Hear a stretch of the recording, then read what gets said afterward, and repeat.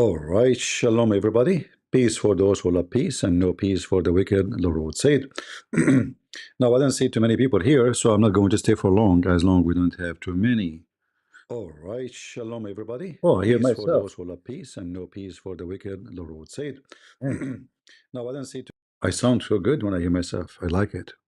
That was me talking. Let me say it again. Peace for those who love peace and no peace for the wicked, the Lord said. I will hear myself later. So anyway, today we have a topic which is very interesting. And this women, a fake ex-Muslim, fake ex-Muslim. Those fake Muslims, nobody leave Islam.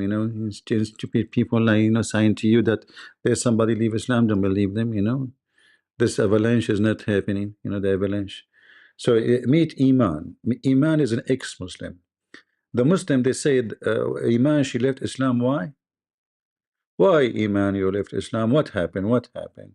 Tell us. What happened? Okay, let us start from the beginning. And the real reason why I decided to leave Islam is because my haters were kind of right. I wanted to get frisky. I couldn't wait until marriage. It was too tempting. And plus, I can't see myself committing to one man for the rest of my life, except if the only reason why I wanted to stop being Muslim was so that I could get frisky, I didn't have to leave Islam for that. I could have just done what 90% of Muslim men do.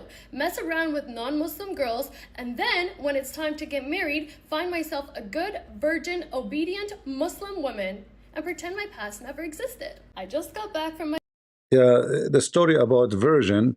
There is a woman. Her name is Foxy. Anyone remember her? I made a video about her long time ago. Foxy is a Canadian who converted to Islam. She is mentally ill, obviously, and she was complaining about the virgin Muslim women because when she joined Islam, she discovered that Muslim women, zero of them is a virgin. They just do it in the wrong place. I cannot say more. You can watch Foxy video about her speaking about how Muslim girls go to the library, but different kind of library.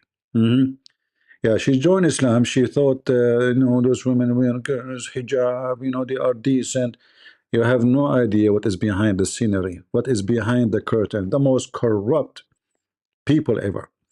Go, Iman. You tell us why you left Islam. So the Muslims accuse you that because you want to go frisky. photo shoot and I'm ready First of all, Iman, I have to say, there is no way you like to go frisky. to get into the nitty-gritty details of why I left Islam because a ton of you have been DMing me asking me to tell the story. So here it goes.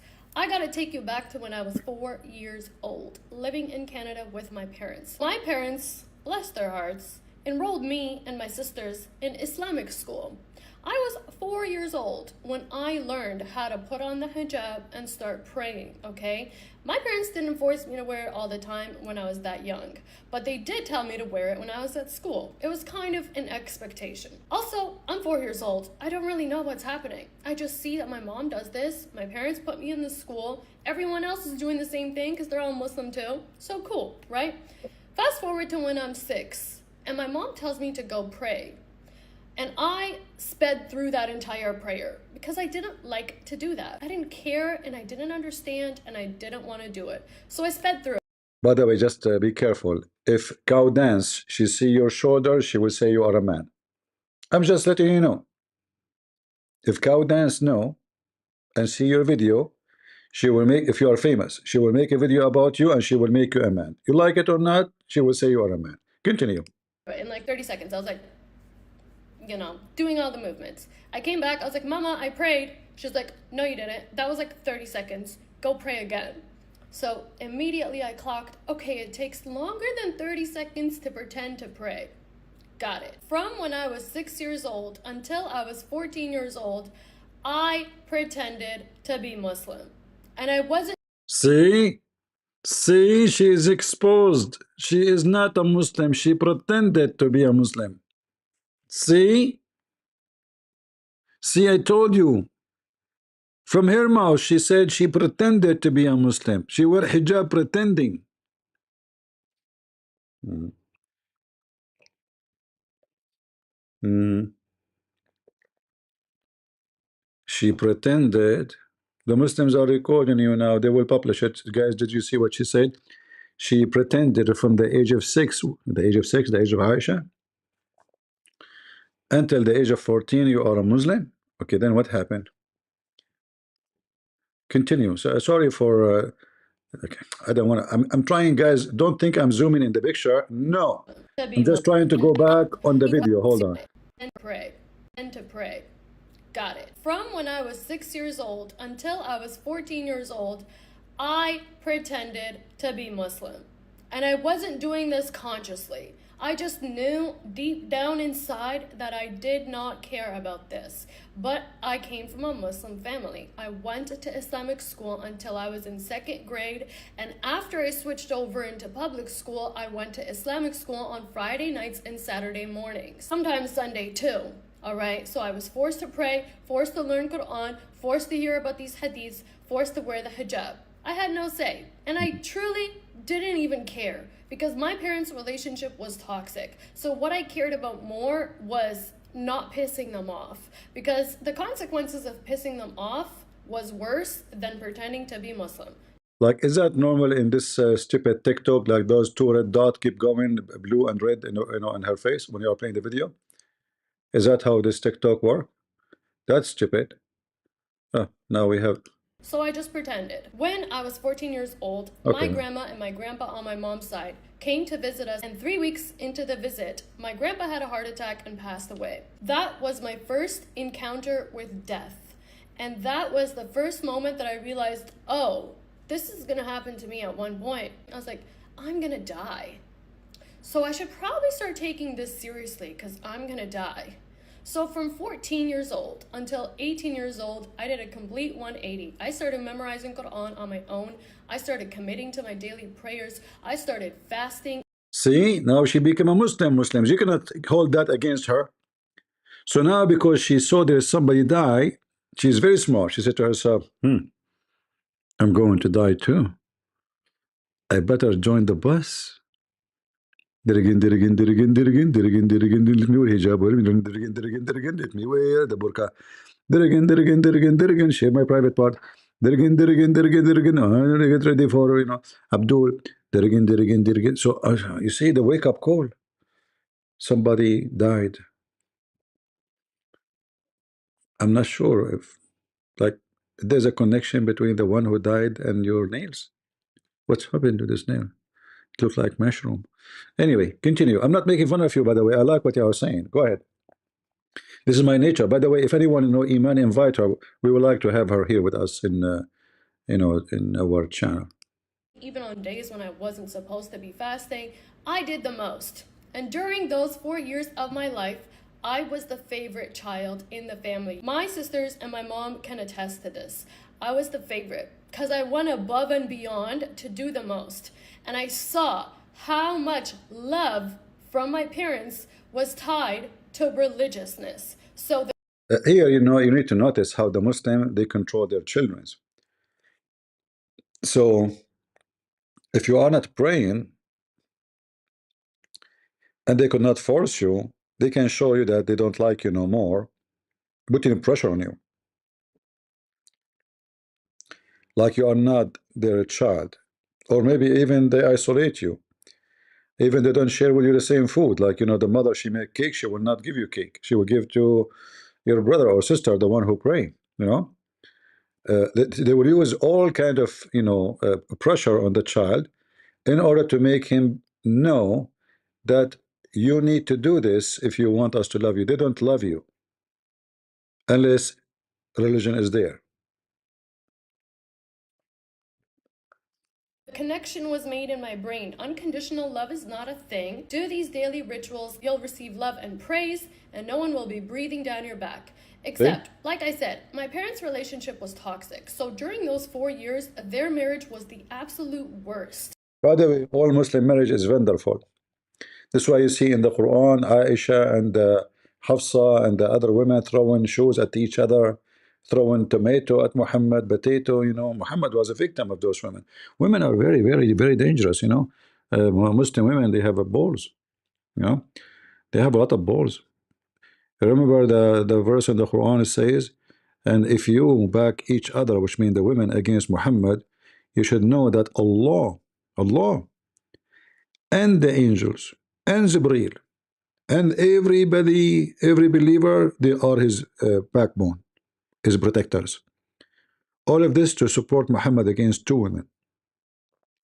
Now, if one of those women like Eman, I assure you, Muhammad will become shish kebab. Go, Eman, go.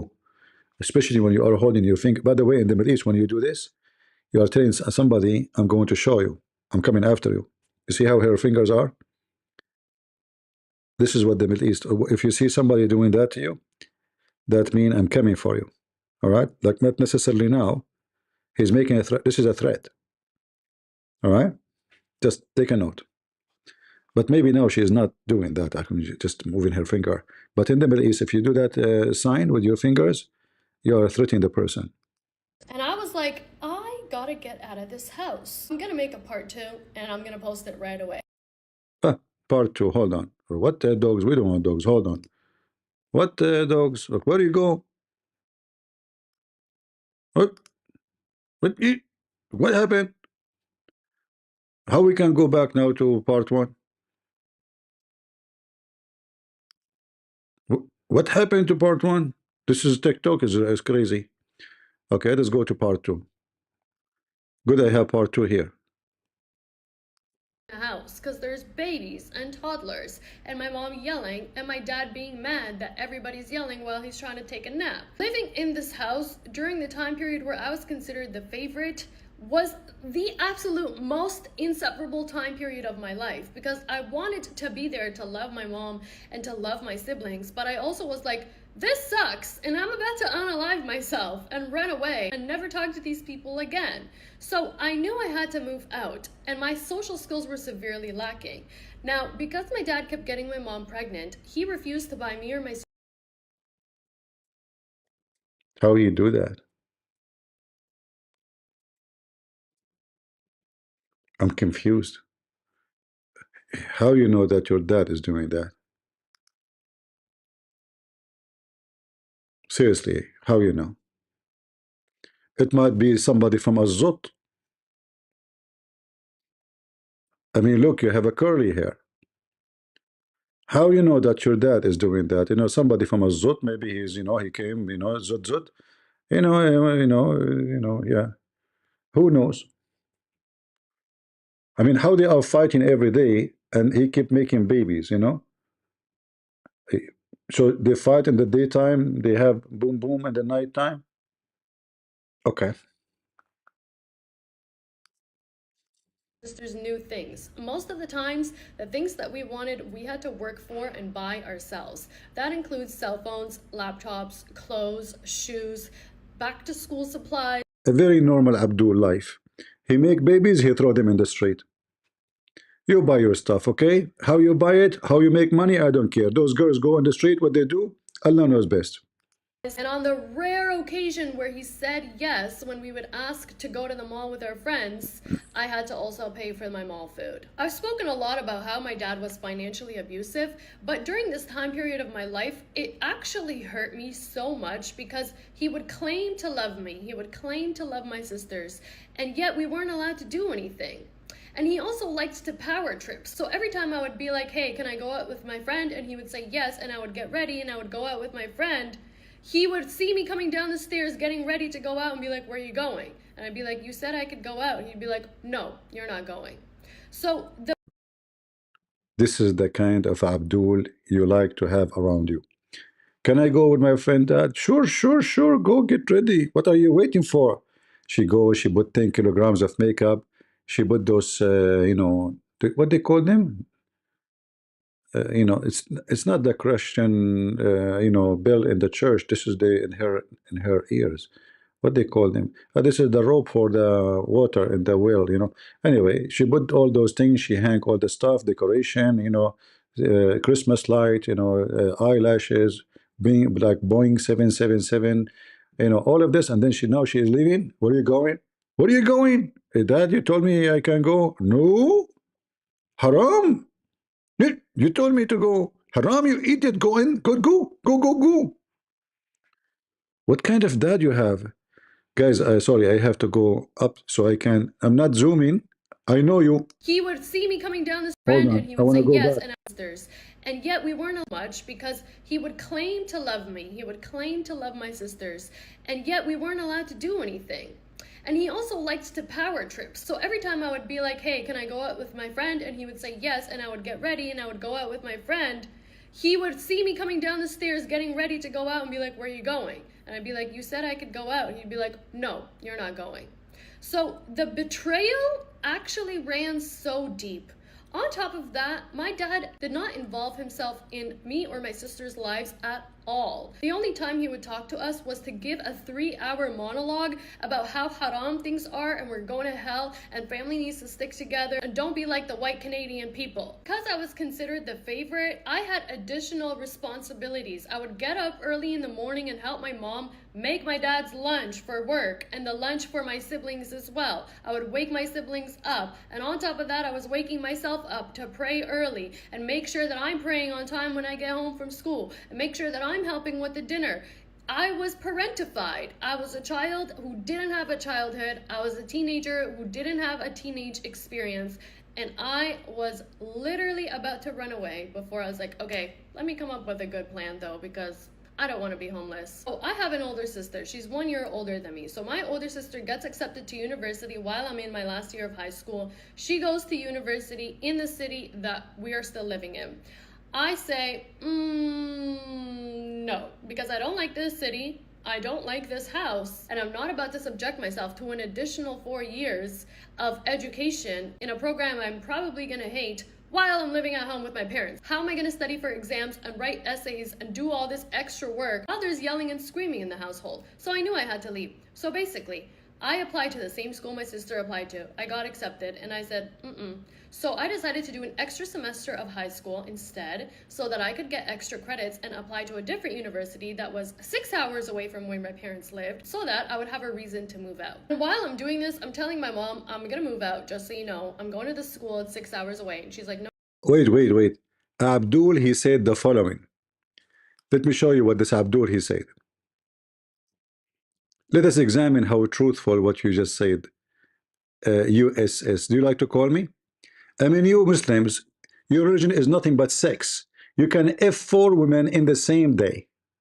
You can divorce them in the same moment, replace them like shoes. You have sex with the children, and you can beat your women. And when you say talking about law, what law you have? Do you have law? You can take false oath. You can do muta. You can rent a woman for 1 hour. And you are talking Christianity is a freedom from the law? Why did Jesus says you can go and fornicate like your prophet? Go and rent women? Huh? Coward son of muta? Do you dare to call me potato? Do you? Speaking about polytheist, Mr. Plastic, who is the one who kisses Black Stone? Mwah!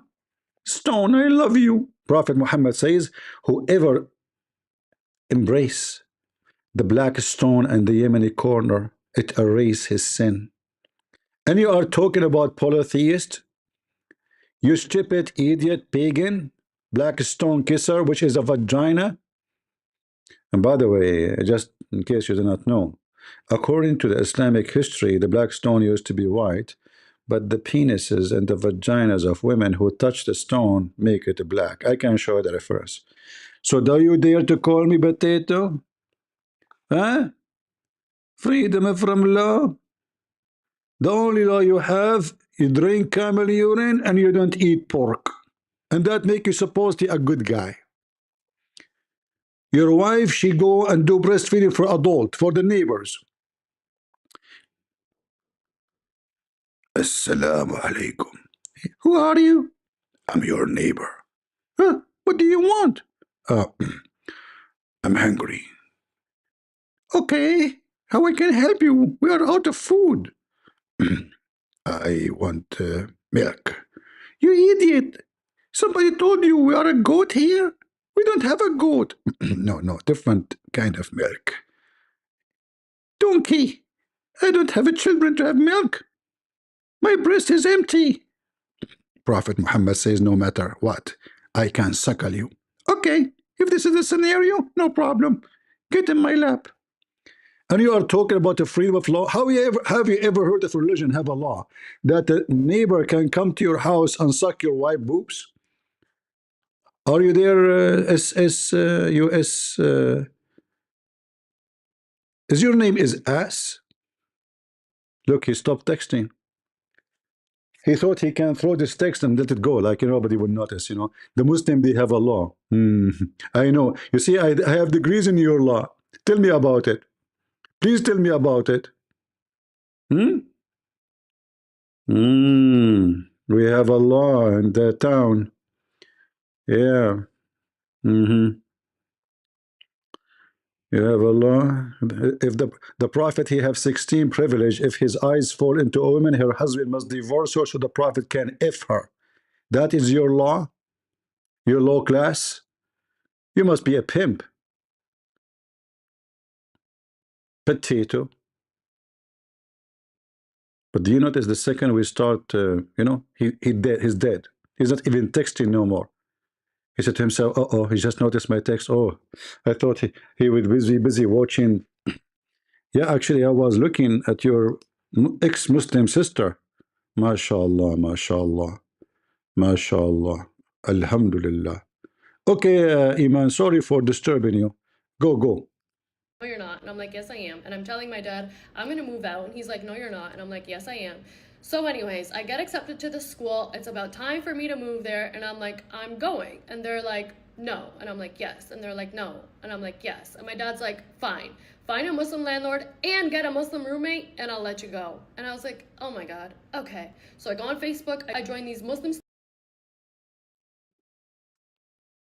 We just had an explosion. If I lose electricity, you know what's going on. Student association groups, and I look for a Muslim landlord and I find a Muslim roommate, and I'm like, here you go, talk to these people, they're real, they exist, let me get out of this house. Guys, this is actually true. This is actually how I was able to move out. So my parents drive me all the way to Ottawa, they help me move in my stuff, and then they leave, and I'm like, thank God I'm free. I'm gonna make a part 3.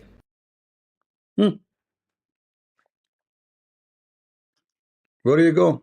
So I'm in high school. My parents have a toxic relationship. I'm doing my best to be a good Muslim, but It is part 3. I know. I mean, this is really weird. Part 2, part 3, part 4, part 6, part. Okay, hold on. We have this one. What the name of this one? Let us see this one here. Look like Iman, she have many parts. and the real reason why I decided to leave Islam is because my haters were kind of right. I wanted to get frisky. I couldn't wait until marriage. It was too tempting. And plus, I can't see myself committing to one man for the rest of my life. Except if the only reason why I wanted to stop being Muslim. Hold on, we saw this part. Let us go to different part. Hey mama, I don't know what hell you're going to, but I'm actually not going to be there because I explicitly wrote a letter to Jesus and I asked him for some paid time off and he granted my request. So you and all the other people who are going to hell can have fun over there, but you won't catch me in that hell. Also, it's absolutely diabolical to say that the punishment for sin is death. Because if that were the case, there would be no people alive on this planet. Because She's trying to explain Christianity now. So she understand that if the punishment Jesus said, the punishment of death, the punishment of sin is this. You idiot.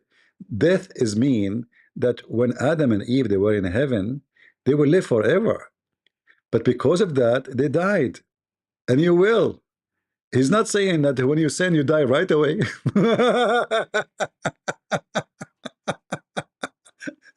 Stay with Islam.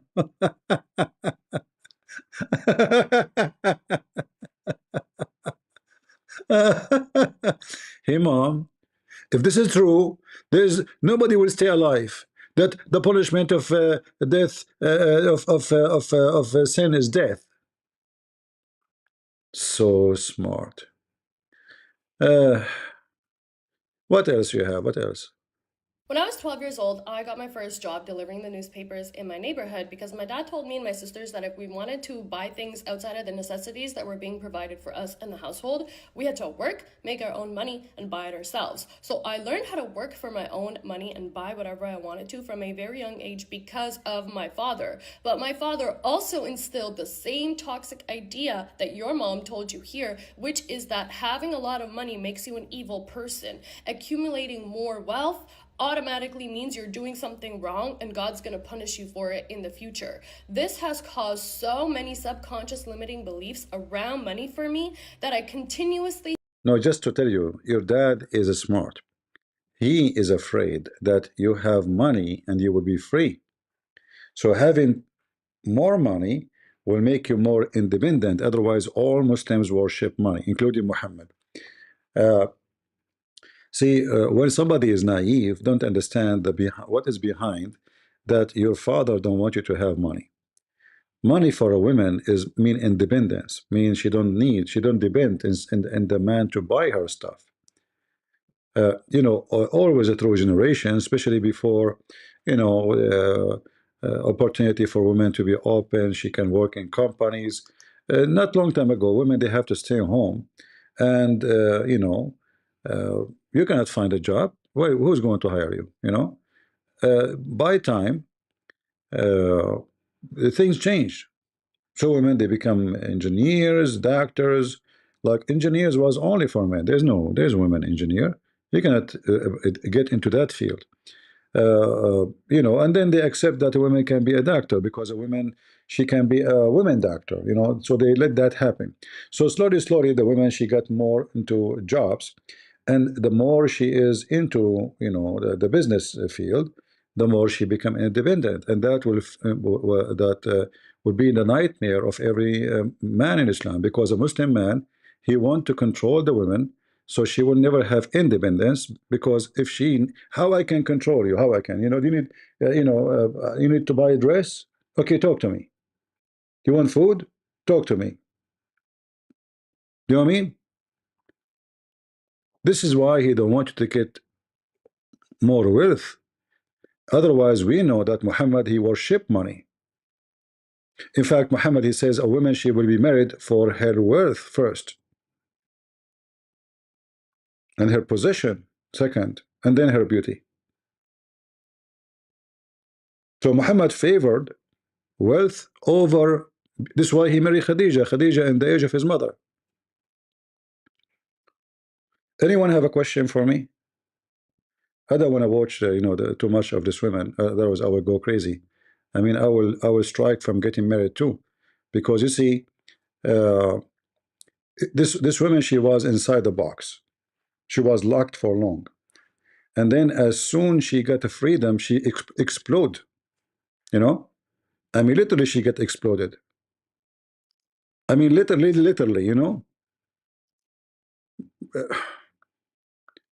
What is this? Like the camera is not even showing what you are wearing. But anyway, so from a Muslim woman inside the box, locked, she cannot go, she cannot do. The second she got her freedom, and this is the case for all Muslim women.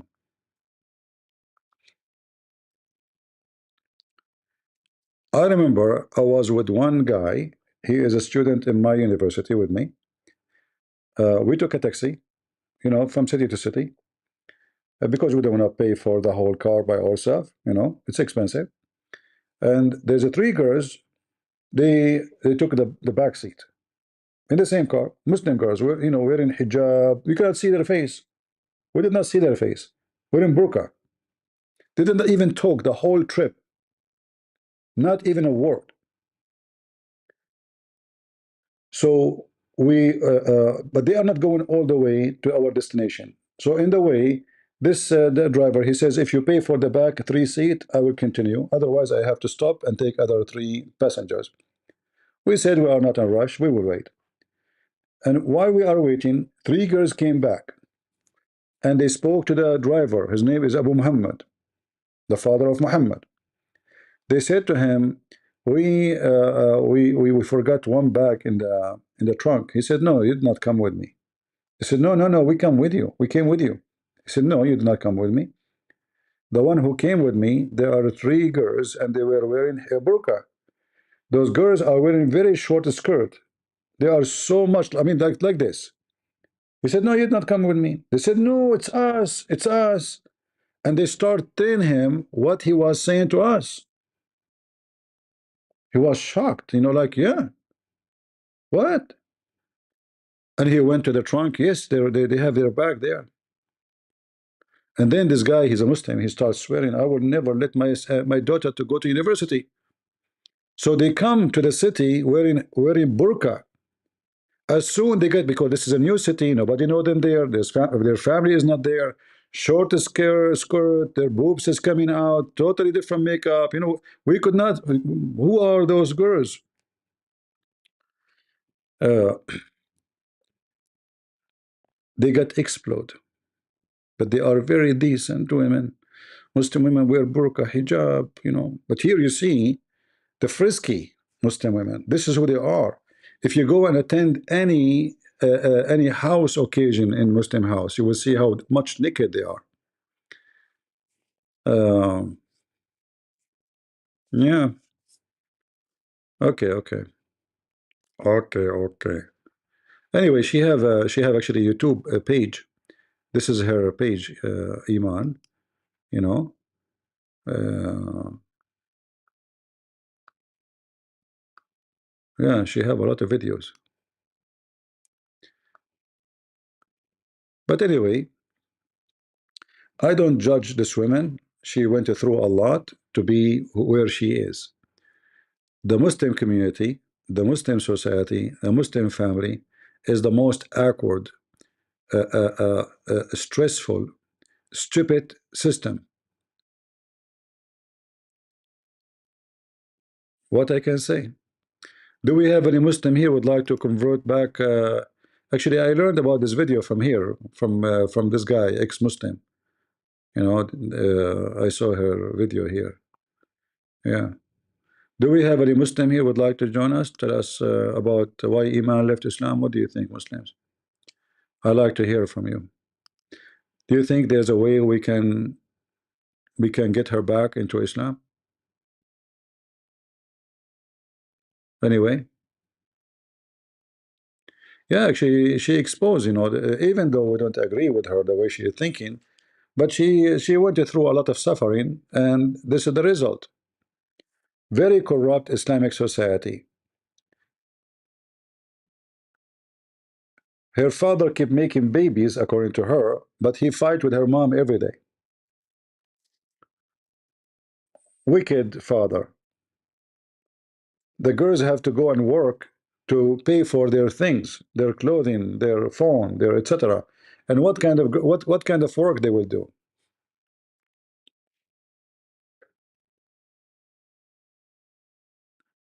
Hmm?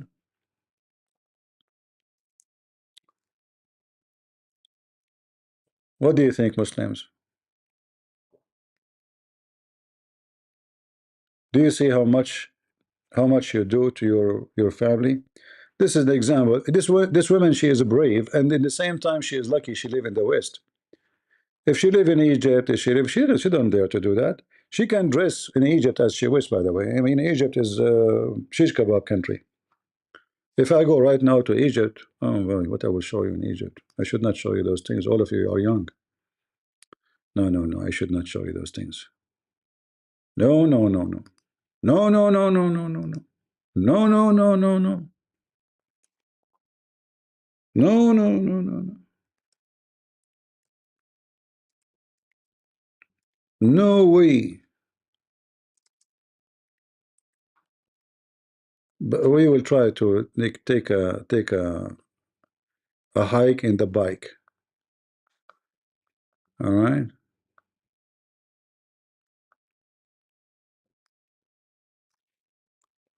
Let us see.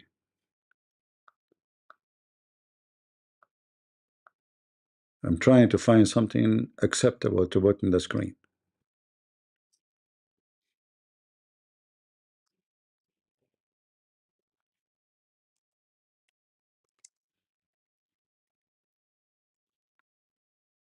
Especially most of you under the age.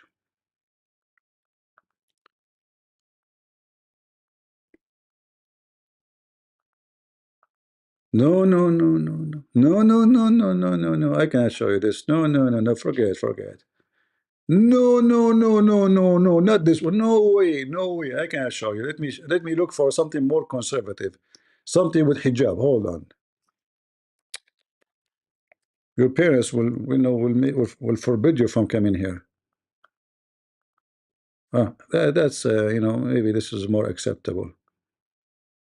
Yeah, that's more conservative. Let us show you those conservative stuff. Hold on. Conservative, Yeah.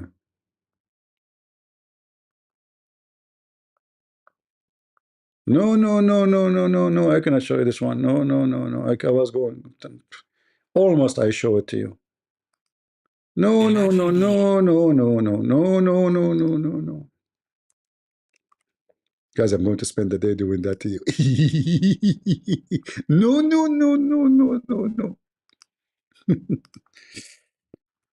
Okay, let's see. Hey boy, oh, Idrat, Arabia, Idrat, very conservative society. Let me change before YouTube will flag me. Idrat,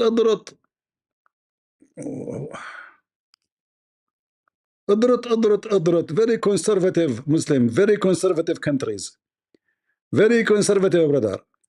Big butt, what you gonna do? What you gonna do when I come for you? Big butt, big butt. You're very conservative.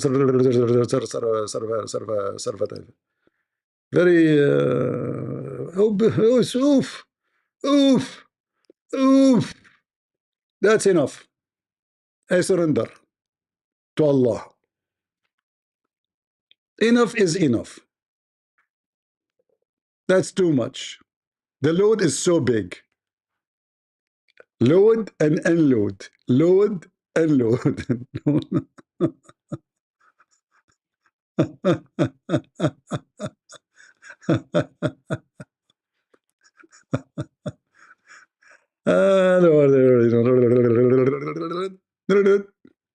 Very, very, very tough countries. They are women there. They have to wear burqa. This Muslim country, by the way.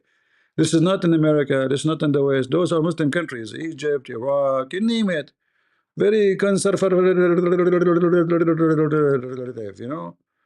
Yeah, unbelievable. But here the load, I have to say, the load is so big. Too much silicone in that butt. I bet you she had a lot of kilos in Thailand because Arab men, some of them, not all, like we can say 99.9999 of the Arab men, they like big butt. You know, the song like what Muhammad he says, Allah will give you women her butt is 1 mile. Did you ask yourself why? They like big load. You know, the song it says big load, big load. What you gonna do? What you gonna do when I come for you? Big load, big load. The bigger, the better. Look here. Look. Praise be to Allah. Those are movies. What the heck? This is bad? Bad to who?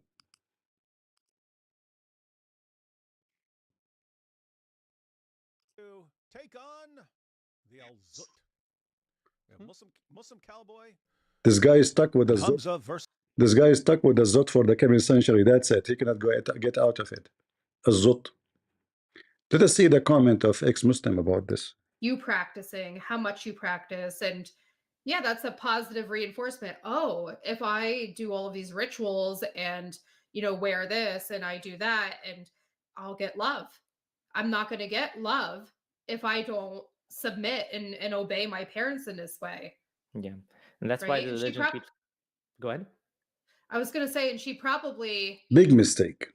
Big mistake to interrupt your wife. God knows what she have done to him now. He might sleep without dinner.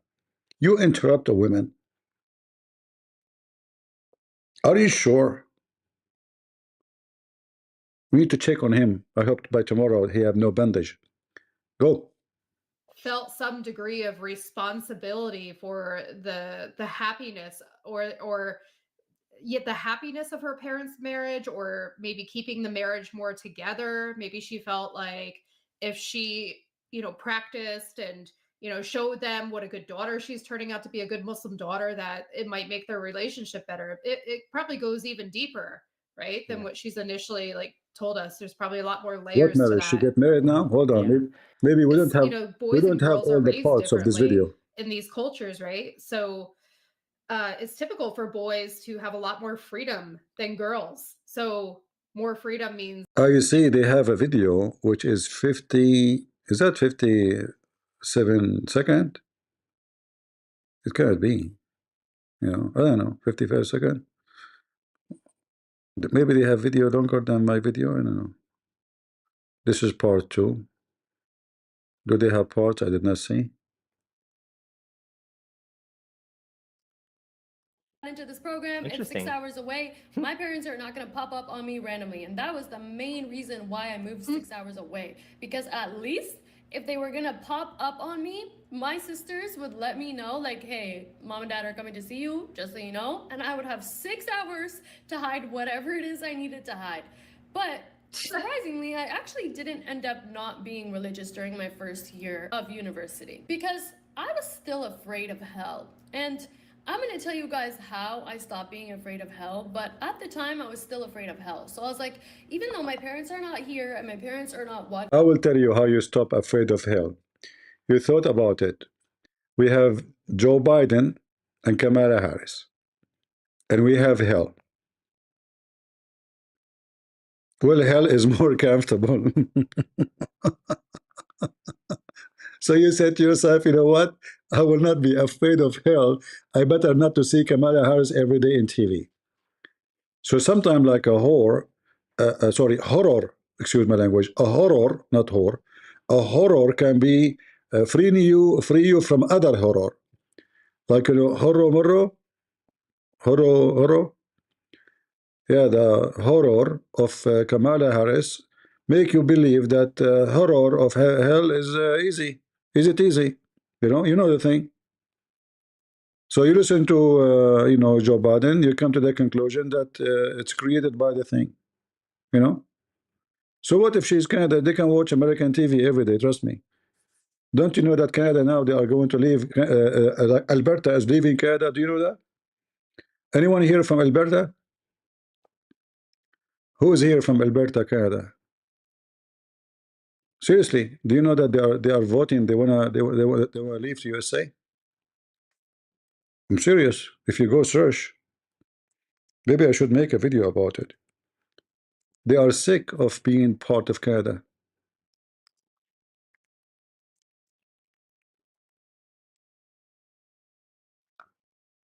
Yeah, there's thousands of videos speaking about the election, the last election. They have kind of independent now. They cannot the main government, the woke government, they lost control of those people.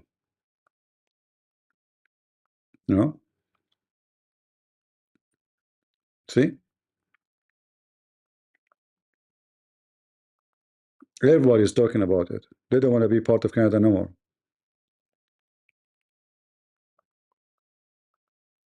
And this is state Alberta. They have a lot of oil and gas.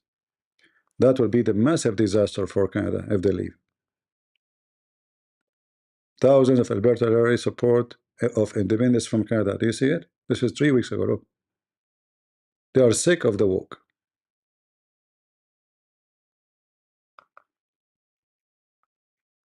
Yeah, big change coming to town. Even their leader, I think the governor, I don't know, or the head of the party, she said, "We are USA." Yeah. Here we go. This is the lady. Alberta's desire to separate from Canada has never been higher. Premier Danielle Smith. This is her.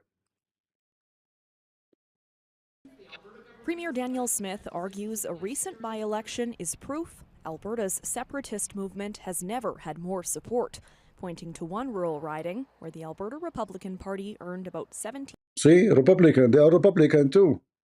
Shish kebab. Hey, Canadian, soon you will become American. God bless you, brother. You will get rid of Trudeau. The stupid Trudeau. uh, Somebody saying good night, CP. Morning, gata early. What does that mean? Are you trying to bribe me with good morning, not good night? Somebody close the door. Don't you know that this is the same as Islam, my channel? You cannot leave. Can you believe it? Somebody is leaving. How dare you? Like, hey, good morning, good night, CP. I'm leaving. Slowly, slowly. I will not notice. Get her. Prophet Muhammad, he is watching you. We are watching you. Yeah. Anyway, what we can do. Uh, but those videos will share with you a lot of how Muslims really, their life is too much shish kebab. Stop talking about shish kebab. Okay, are you married? Don't you know the Prophet Muhammad, he received a dish of shish kebab. His penis was like tingling, tingling. Hey, Prophet Muhammad, can you tell us your experience about Allah sending you a dish of shish kebab? What happened? Okay, I will tell you. Okay, get it closer. No, Muhammad, I cannot. Come on, get it closer. Hey, Muhammad, I don't trust you. Come on. You believe in rumors, huh? No. But your boyfriend, Dahya, he might think something else. Oh, okay. Keep a distance. Okay. So what happened? Each time I want to have sex, I invoke Allah. Okay. And he sent me Jibreel. All right. And he delivered to me shish kebab. Wow. Is it tasty? Who care? This is not the purpose. So I get it. It's not tasty. Exactly. So what the purpose? Idiot. Are you calling me idiot? I apologize. You better do so. You know who I am. I know. Okay, it's okay. You're safe. Okay. Continue. What happened? Jibril, he delivered the pizza. Idiot. A second ago you said shish kebab. Sorry, because you scared the hell of me. So yeah, it's a shish kebab. So are you shish kebab or pizza? No, it's shish kebab. Okay. And what happened? Uh, After I ate it, he start moving. Who? He. What do you mean he? He who? He start moving. Who? He. You know. What's wrong with you? Who is he? He. You know, Allah? No. Because the Quran says it is He who created the earth and the heaven. It's true. But this is not the same He. This is different He. This is a small He. Oh, small He. Okay, so you eat shish kebab and he start moving. He. Yes. And what happened after start moving? I have no idea. What do you mean? Because my wife was waiting for a long time. Okay. And they jump on me. And I don't know what happened after that. Seriously. You don't know? I swear by Allah, I saw nothing. So even the story about his penis is the most weird dummy ever. God, he sent a dish of shish kebab. He ate it, he got the power of 40 men. And now you are wondering why Alberta they want to leave Canada? You have another idiot there. His name is Trudeau.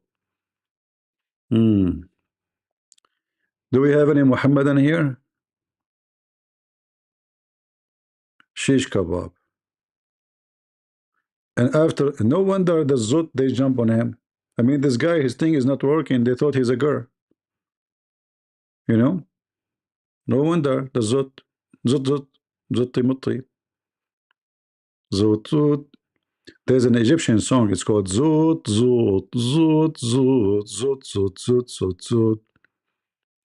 You know the song, Muslims?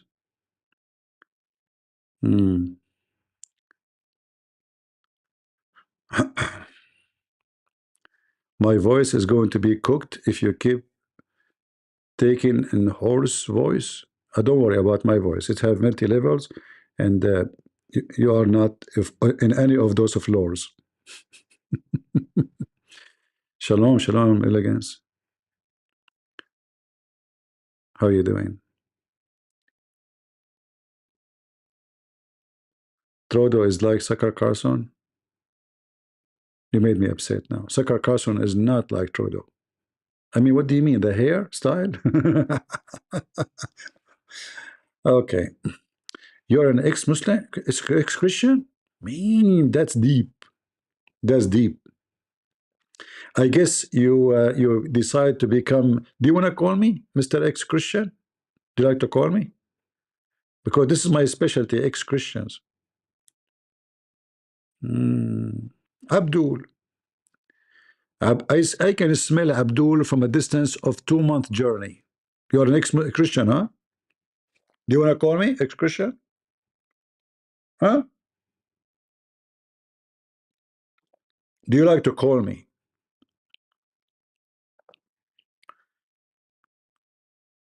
No, his tail is not moving. Okay, swear by Allah that you are ex-Christian. And now you are atheist. Swear by Allah.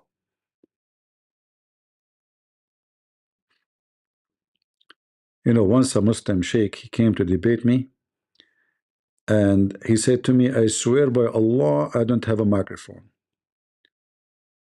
All right? He swear by Allah, I don't have a microphone. He said, okay, you know, just type the answer.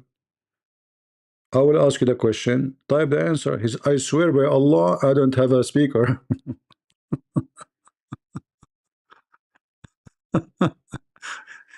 I said, okay, you swear by Allah, you don't have a speaker? Give me one if you don't have a speaker. Give me two if you have. He gave me one. Abdul. Stupidity is a great sign of you, Abdul. All right. Yeah, he will go out, he come back, he will say to you, I'm the ex-pope. Actually, this was Muslim. He claimed that he was the Pope of Rome and he is an Egyptian. And he converted to Islam inside the Vatican. He was the Pope.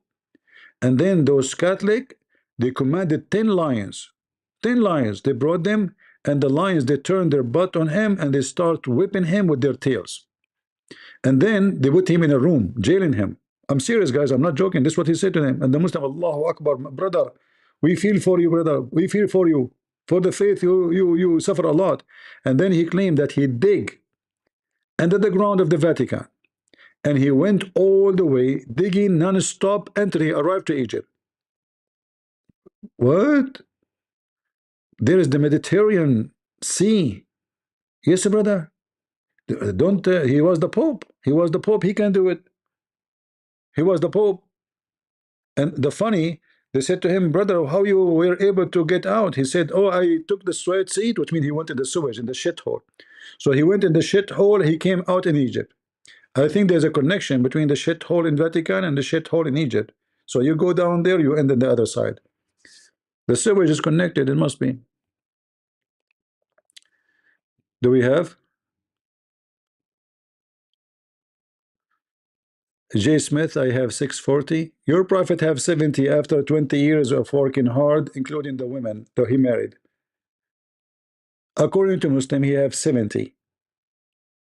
After more than 20 years preaching Islam.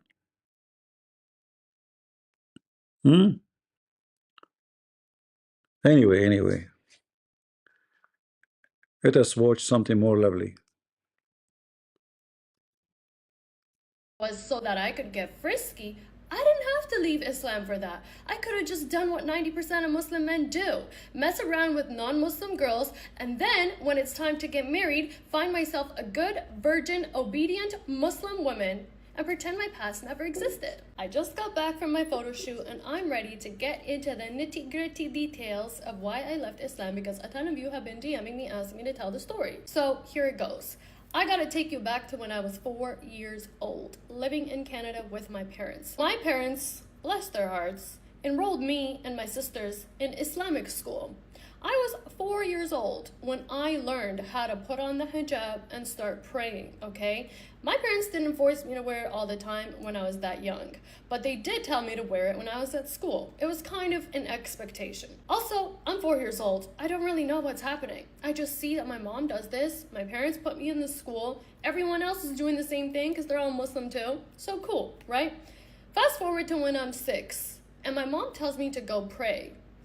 And I sped through that entire prayer because I didn't like to do that. I didn't care and I didn't understand and I didn't want to do it. So I sped through it in like 30 seconds. I was like, doing all the movements. I came back, I was like, Mama, I prayed. She's like, no, you Guys, imagine what kind of harassment for a child. 4 years old little tiny girl, she have to wear hijab. Yeah, because at the age of 6, Muhammad, he will boom you. At the age of 6, she is a sex object because this is a pervert cult. So you have to wear hijab because Muslim men, they will start seeking sex with you even though you are a little tiny girl. 4 years old, she have to wear. Did you hear what she said? 4 years old. Remember, 4 years did old. it. That was like so cool, right? I'm 4 years old. I don't really know what's happening. I praying, okay? My parents didn't force me to wear it all the time when I was that young, but they did tell me to wear it when I was at school.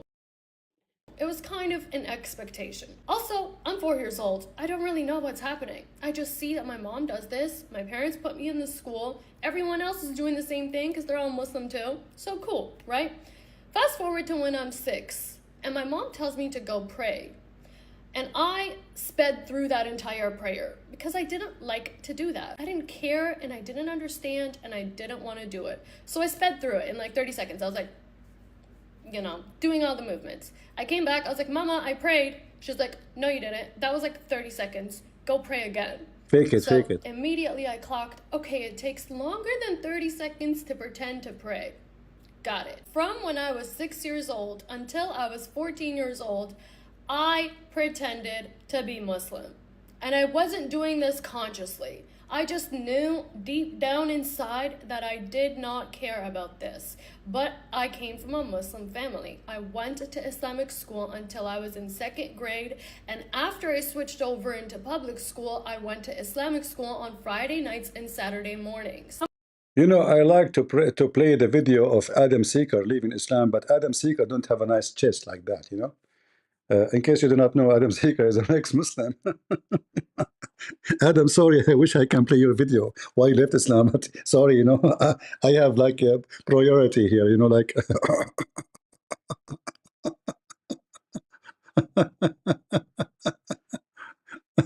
Lord have mercy. Yeah. Hey, Muslims, what's going on? Yeah, I spoke once to Adam, right? Adam? We spoke once on the phone, once or twice. I think once. Yeah. Do we have any Abdul from the religion of the fool? You don't look that good anymore. Okay, you know, I mean, you will lose all the customers in San Francisco now and in Mecca. Oh boy. Nobody will watch your videos from the LGBTQ no more. Loser. You should not say that. You want customers, you need, you know, like the Muslim community. Do you know the hadith about the caliphate when a Muslim he come and he complain about a leader, the imam of the prayer, and he is a homosexual?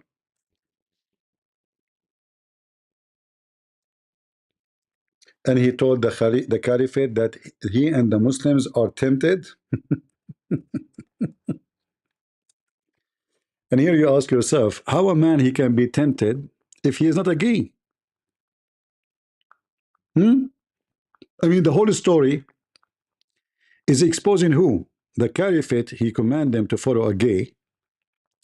The Muslims are being tempted by a gay who bent over. Otherwise, how in the world anyone Look how many hadith about gays, you know. Even one of the gay, he asked Aisha he recommend to Aisha, to her brother, to marry from a transgender, from a homosexual. And look how many times there's gays inside the house of Muhammad.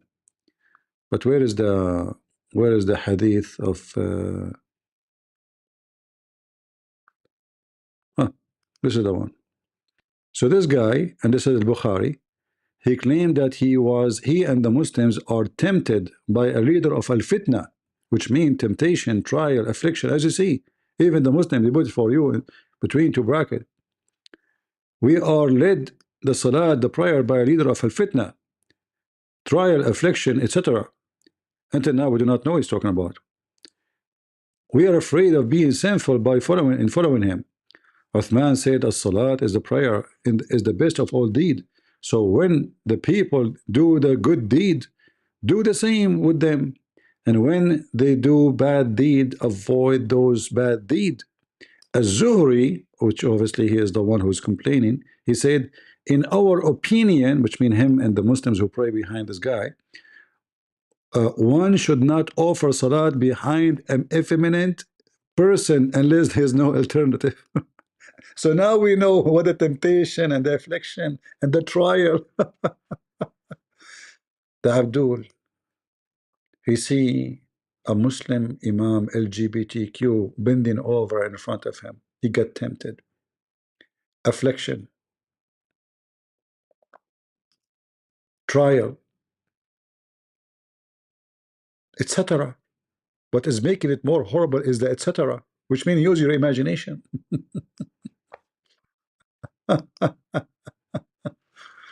Muslims, this guy is so, and the Muslim and the gay Imam in the time of the Caliphate, in the beginning of Islam, a gay caliphate in the time of Islam, the first caliphate, the second caliphate, the third caliphate, all of you. Yeah, this is a tingling story. All right. So I don't know what to say. I think we have good time with this. No, not with this. I mean, this guy, he would talk. You want to bet he was going to talk about the Zot? Okay, oh, let me show you. This is the al-zut. See, This is the how I know? How I know? This guy, he go to sleep, he wake up, he go to sleep, he wake up, he go to sleep, he wake up, he come back with a Zot. You Muslims, you cannot make him forget. You have to do like some kind of surgery for his brain. And now the problem is that the Zot became everywhere. Hold on, I want to make an experiment. I will type al-Zut in Google, in YouTube, al-Zut. You know, al-Zut. zut. Here we go. Hold on. Al-Zut, hold on. Oh, he's talking about al-Zut? Yeah, hold on. Al-Zut.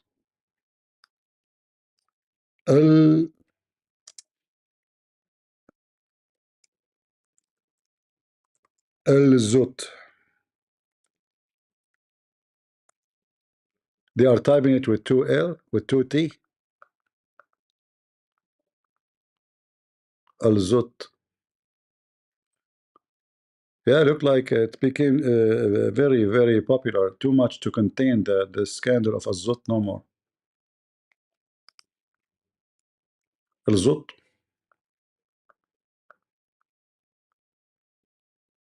Al-Zut. All of this is Al-Zut.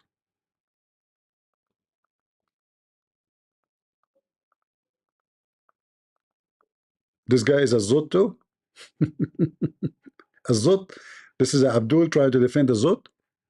This is Abdul exposing David Wood lies. Hadith clarified. Al-Zut.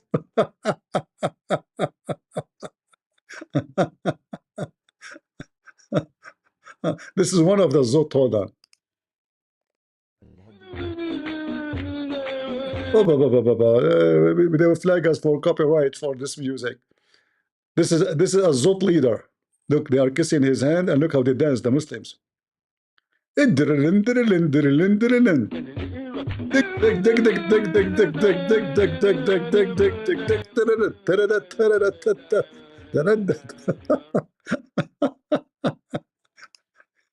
Do you think those are from Azot and this is what they did to Muhammad? They crowded around him according to this guy Hamza. This is Azot too? Ex-Muslim Zot meme explosion explain.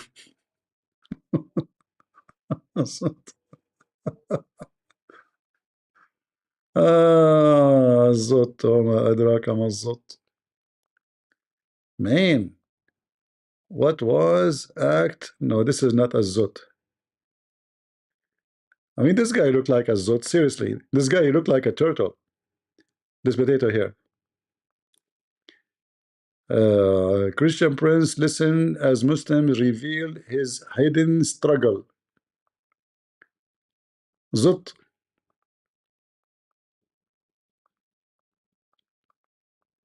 Muhammad and the al-Zot.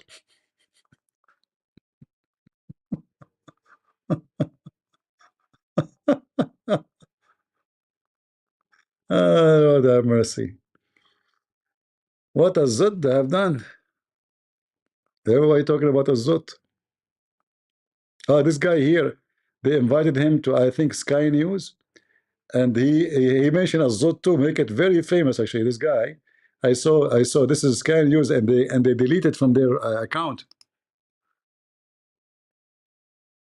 Bonnie Blue of the 7th century sleeping with 30 Al-Zut men who married a six-year-old and slept with a 9-year-old. And there's only one culture that pours acid on women's faces. There's only one culture that makes women cover their faces so other men is Muslim. Is already majority Muslim. Our mayor of London is Muslim, and the new Home Secretary Shabana Mahmood is Muslim. And I just have a very clear, simple message to Muslims, which is stop worshipping a pedo warlord who's the Bonnie Blue of the 7th century, sleeping with 30 Al-Zut men who married a six-year-old and slept with a. By the way, where they got the number of 30? Nobody knows the number exactly. Allah knows best how many has Zot. This is in Sky News.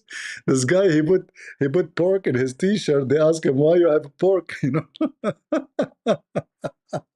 This guy is funny.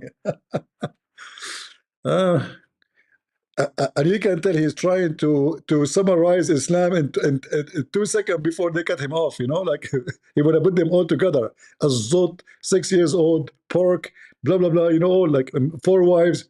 So he's trying to, as fast as he can before they shut him down. And for sure, after that, Sky News, we will say apology. We didn't know that he was going to talk about Azot. That's a Zoti speech, you know. That's a very, very Zoti speech. Do we have anyone from the Zot family? They can Zot with us? Huh? We don't know. Nobody knows how many Zot they were, to be honest with you. Guys, all don't believe the rumors. It might be 10, it might be 5, it might be 20. We don't know. We don't know. But what we know, they wrote the prophet. I mean, does it matter how many really? It was many Zot.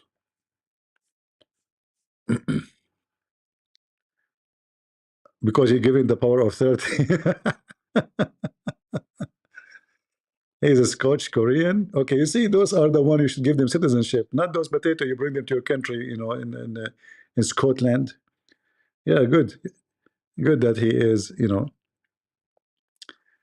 a Zot. Do he speak Korean? Do he speak Korean? If he speak Korean, let him contact me, so he can because we have our Korean book actually ready to be published. Maybe he can promote it. Most likely I will give it for free actually, even though Korean are not poor. But I have my Korean copy of Deception of Allah of my book is ready to be published.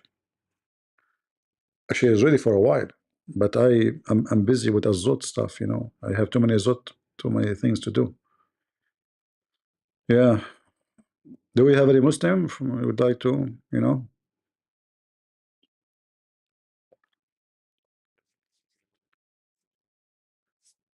Yeah, like, you know, the Muslim, they try to fix it. If you go back, you will see this guy with his name, uh, Hamza, and the other Muslim guy. They try to fix it. They say that they crowded him. They crowded him. This is why he get tired. Have you ever heard of somebody get tired because they crowded him. Christian get refuted. Nobody watches this biscuit video. Al-Zut, how humble and insulting Islamist. الزط وما أدراك ما الزط. Sunni or Salafi, the real hadith reject.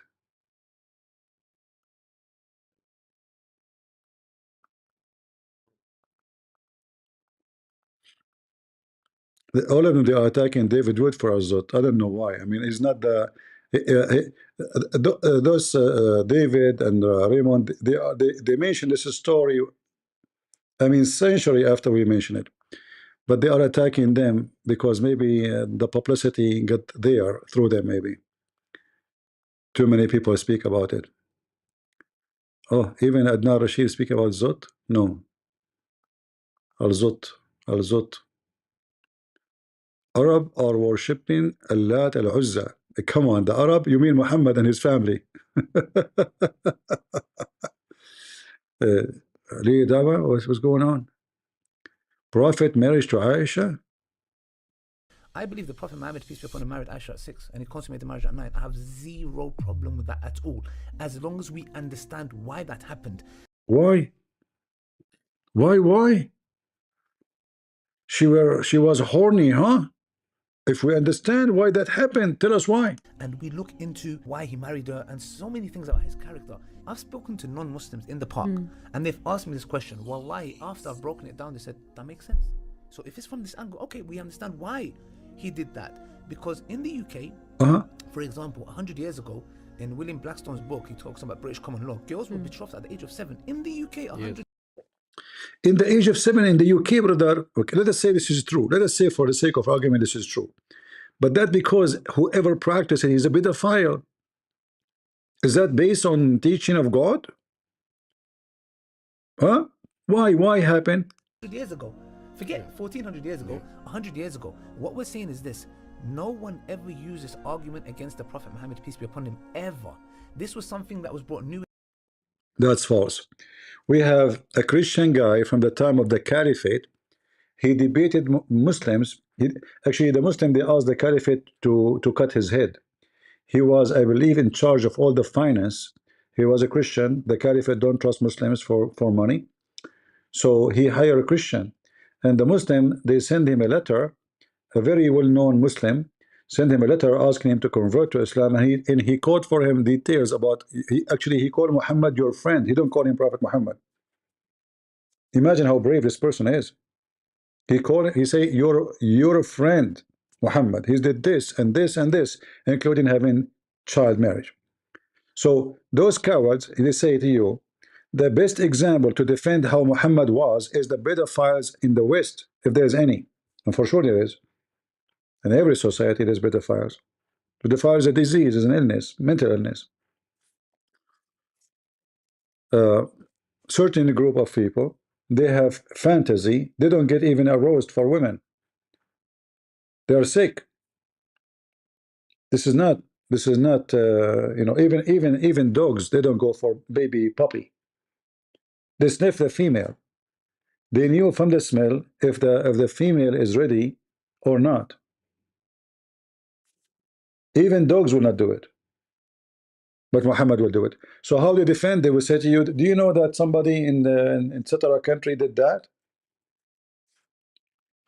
In the 1900s by Orientalists, where they came and brought this new phenomenon of, oh my gosh, your Prophet married, da, da, da. So we're saying that we don't study our religion and we don't come to. Until now, he did not tell us why Muhammad he married her. Finding out the reasons, then we find it problematic because we're like, I can't answer this. The only choice I have is this: either I'm going to reject the hadith and say it's weak, or I don't accept it, or say, I believe the Prophet Muhammad, peace be upon him, married Aisha at 6 and he consummated. What is the reason why he married her?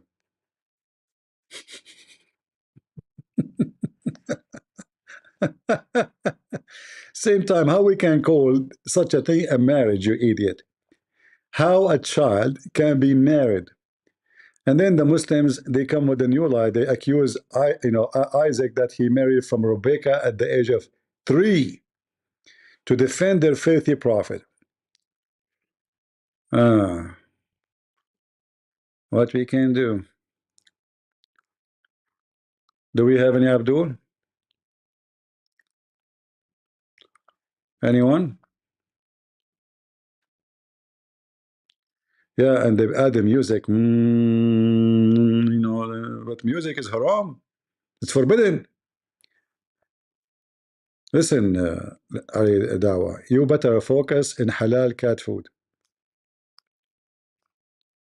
Halal cat food.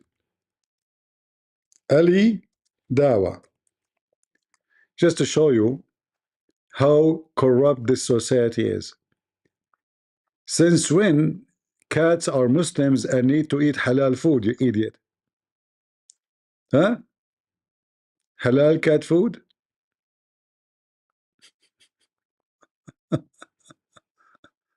Halal cat food.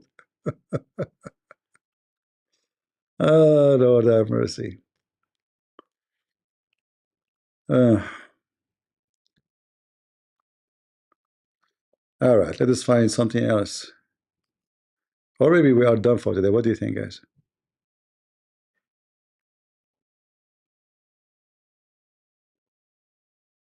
I hope we will not lose electricity.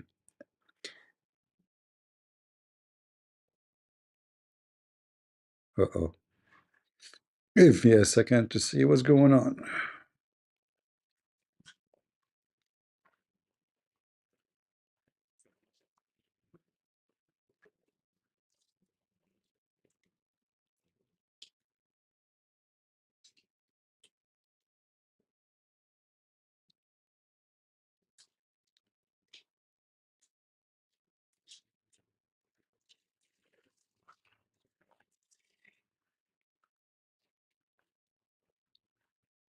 Well, I heard anti-craft shooting, and usually this has happened when there's an attack, you know.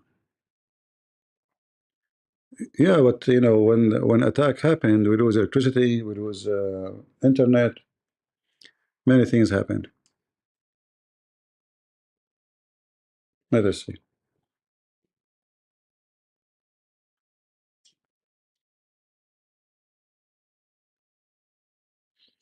How do you find your books in Amazon in other language? Well, go to Amazon and then click at my name in Amazon. You will find the rest of the books.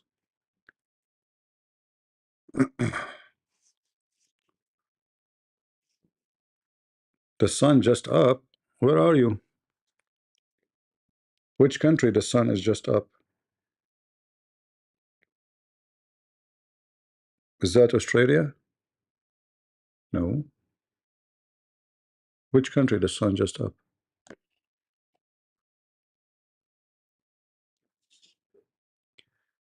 David Wood explain his theory why there were 30 men. Well, based on what I know, there's no reference really. I did read many of this story long before David Wood he knew about it or those others. But I don't remember. I mean, there is some Muslim they say things, but we cannot take it for granted. But in the story itself, there's no numbers. You know, I did not see numbers in the story.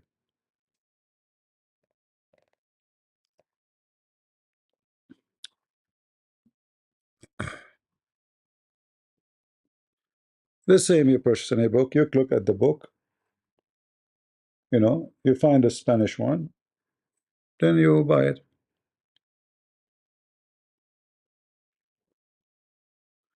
Free bookstore subscribers. Well, I have my books in free for many languages, which is for poor countries.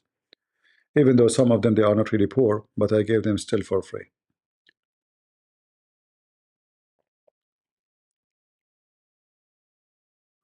But none of my books is a Zutti book, you know. Yeah.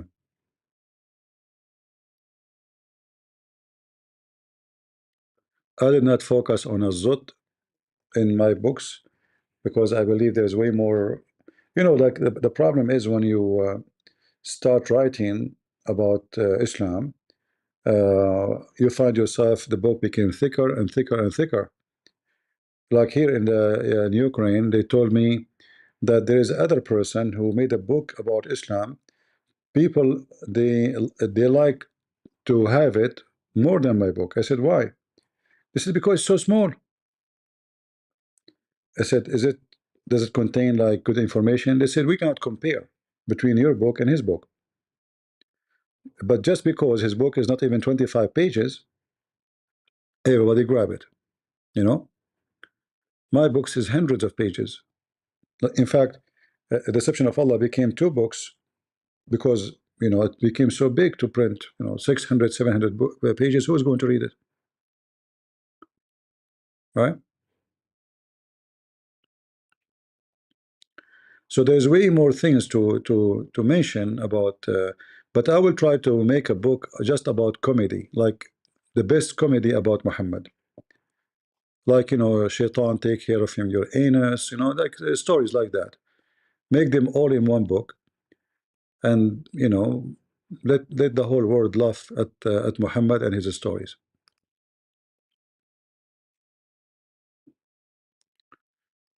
All right, so this is the story of Eman, and she shared with us why she left Islam. Do you hear about 157 odd Palestinian arrived legally in a plane to South Africa? Okay, South Africa, those South African government are wicked. They hate Israel, and they claim they support Gaza, right? Okay, take them. They will screw you. The country is screwed already. South Africa, crimes, criminals, shooting. People of Gaza, they fit there perfectly. Perfectly. Let them go there. Why don't take all of Gaza to South Africa? They're South African, especially in some location, they will make them shish kebab.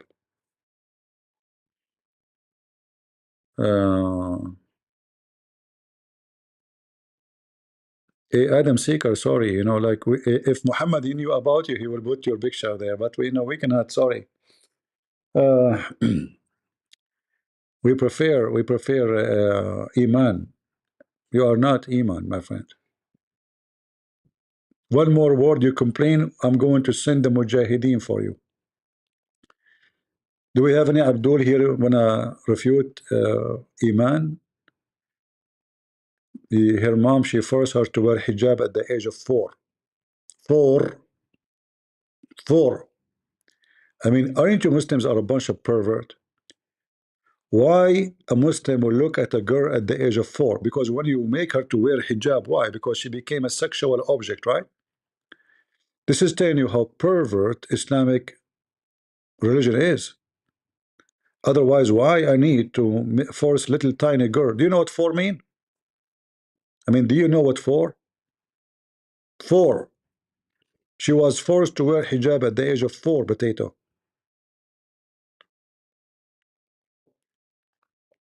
And the Muslim accused her that she left Islam because she want to be frisky. I mean, you can be frisky without leaving Islam, my friend. Muslim men.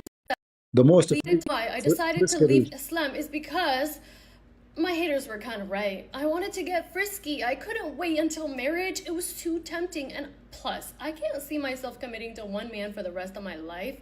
Except if the only reason why I wanted to stop being Muslim was so that I could get frisky, I didn't have to leave Islam for that. I could have just done what 90% of Muslim men do. Mess around with non-Muslim girls, and then, when it's time to get married, find myself a good, virgin, obedient Muslim woman and pretend my past never existed. I just got back from my photo shoot and I'm ready to get into the nitty-gritty details of why I left Islam because a ton of you have been DMing me asking me to tell the story. So here it goes. I gotta take you back to when I was 4 years old, living in Canada with my parents. My parents, bless their hearts, enrolled me and my sisters in Islamic school. I was 4 years old when I learned how to put on the hijab and start praying, okay? My parents didn't force me to wear it all the time when I was that young, but they did tell me to wear it when I was at school. It was kind of an expectation. Also, I'm 4 years old. I don't really know what's happening. I just see that my mom does this, my parents put me in this school, everyone else is doing the same thing because they're all Muslim too. So cool, right? Fast forward to when I'm 6, and my mom tells me to go pray. And I sped through that entire prayer because I didn't like to do that. I didn't care and I didn't understand and I didn't want to do it. So I sped through it in like 30 seconds. I was like, doing all the movements. I came back, I was like, Mama, I prayed. She's like, no, you didn't. That was like 30 seconds. Go pray again. So immediately I clocked, okay, it takes longer than 30 seconds to pretend to pray. Got it. From when I was 6 years old until I was 14 years old, I pretended to be Muslim. And I wasn't doing this consciously. I just knew deep down inside that I did not care about this. But I came from a Muslim family. I went to Islamic school until I was in 2nd grade. And after I switched over into public school, I went to Islamic school on Friday nights and Saturday mornings. Sometimes Sunday too. All right, so I was forced to pray, forced to learn Quran, forced to hear about these hadiths, forced to wear the hijab. I had no say, and I truly didn't even care because my parents' relationship was toxic. So what I cared about more was not pissing them off because the consequences of pissing them off was worse than pretending to be Muslim. So I just pretended. When I was 14 years old, my grandma and my grandpa on my mom's side came to visit us, and 3 weeks into the visit, my grandpa had a heart attack and passed away. That was my first encounter with death. And that was the first moment that I realized, oh, this is gonna happen to me at one point. I was like, I'm gonna die. So I should probably start taking this seriously because I'm gonna die. So from 14 years old until 18 years old, I did a complete 180. I started memorizing Quran on my own. I started committing to my daily prayers. I started fasting even on days when I wasn't supposed to be fasting. I did the most. And during those 4 years of my life, I was the favorite child in the family. My sisters and my mom can attest to this. I was the favorite because I went above and beyond to do the most. And I saw how much love from my parents was tied to religiousness. So the connection was made in my brain. Unconditional love is not a thing. Do these daily rituals, you'll receive love and praise, and no one will be breathing down your back. Except, like I said, my parents' relationship was toxic. So during those 4 years, their marriage was the absolute worst. And I was like, I gotta get out of this house. I'm gonna make a part 2, and I'm gonna post it right away. Okay, don't post it, please. Please. What is this? What? This is her? Who? This was the Muslim girl? What happened? Uh, What? From hijab to this? Smash Allah. That's a big change, you know? Like what happened? Yeah, explosion, explosion. Explosion, look at this. And all full of wisdom too. Hold on, hold on. This is the same girl without makeup? Thanks for asking this question because So I have a theory that the reason why Hold Islam on. discouraged. What? Okay, if you're, there's nothing wrong What? to all the young women. What? A couple weeks, What? I find it. What What's happened? sad to me about this. Hold on. Where is there's a video of her without makeup.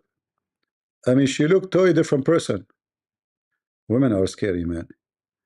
Without makeup. Oh, hold on. Here we here the process. Every time I talk about the hijab, the Oh number boy. one. I want to stay single. Guys, I have to go. Why? Why I click at this video? Why? She was looking okay in the other video. Why? Oh boy. See what the makeup does?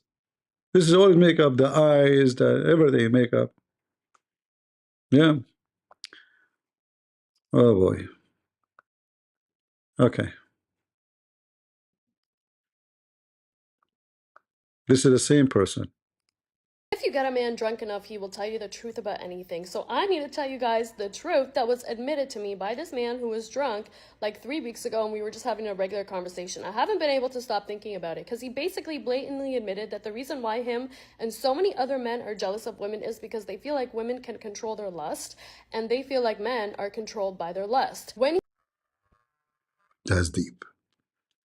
He told her this wisdom when he is drunk. I want to tell you the truth. But women, we cannot control our lust. You women, you can control your lust. That's deep. I can tell you can control. You cannot control even your boobs. Look, your nipples is coming out. Anyway, just go. Just go. You can control your lust. Are you sure? All right. What is this? Huh? She's talking about this guy? No way. Don't talk about him. I come to you, I say Salaam alaikum. Youth calling leads. Honestly, I really wish What there wasn't happened? such a heavy emphasis on The stupid TikTok. You lose the video right away. Where is the video I wanted to watch? I know. It's gone. Man, I'm getting dizzy with those images. Where is the sheikh we wanted to watch? Forget it. Man, the Muslim, they will hate this girl. She will put their laundry all over. Yeah, she is an ex-Muslim.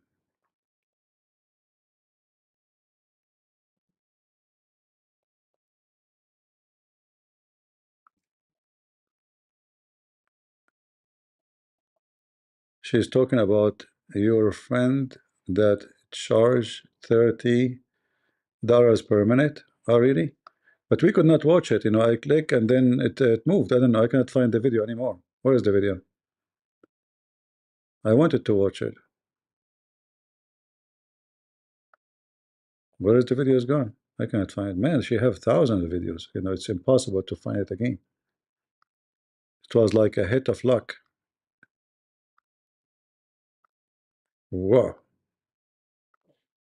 This woman, she make a video every 2 seconds, maybe. I cannot find the video about the sheikh.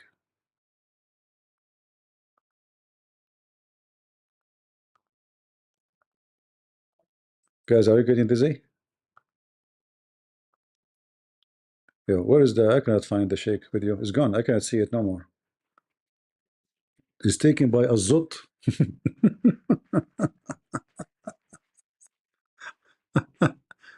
Where is the sheikh video? Why we cannot find it? Is that the zut syndrome? It's gone. How come we saw it first time and now we cannot see it again?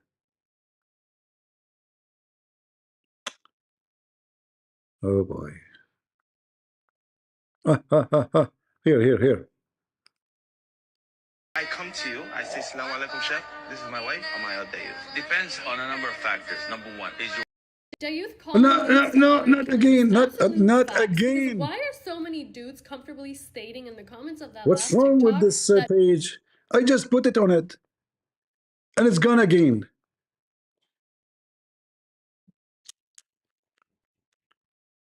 Man, look again. Here we go.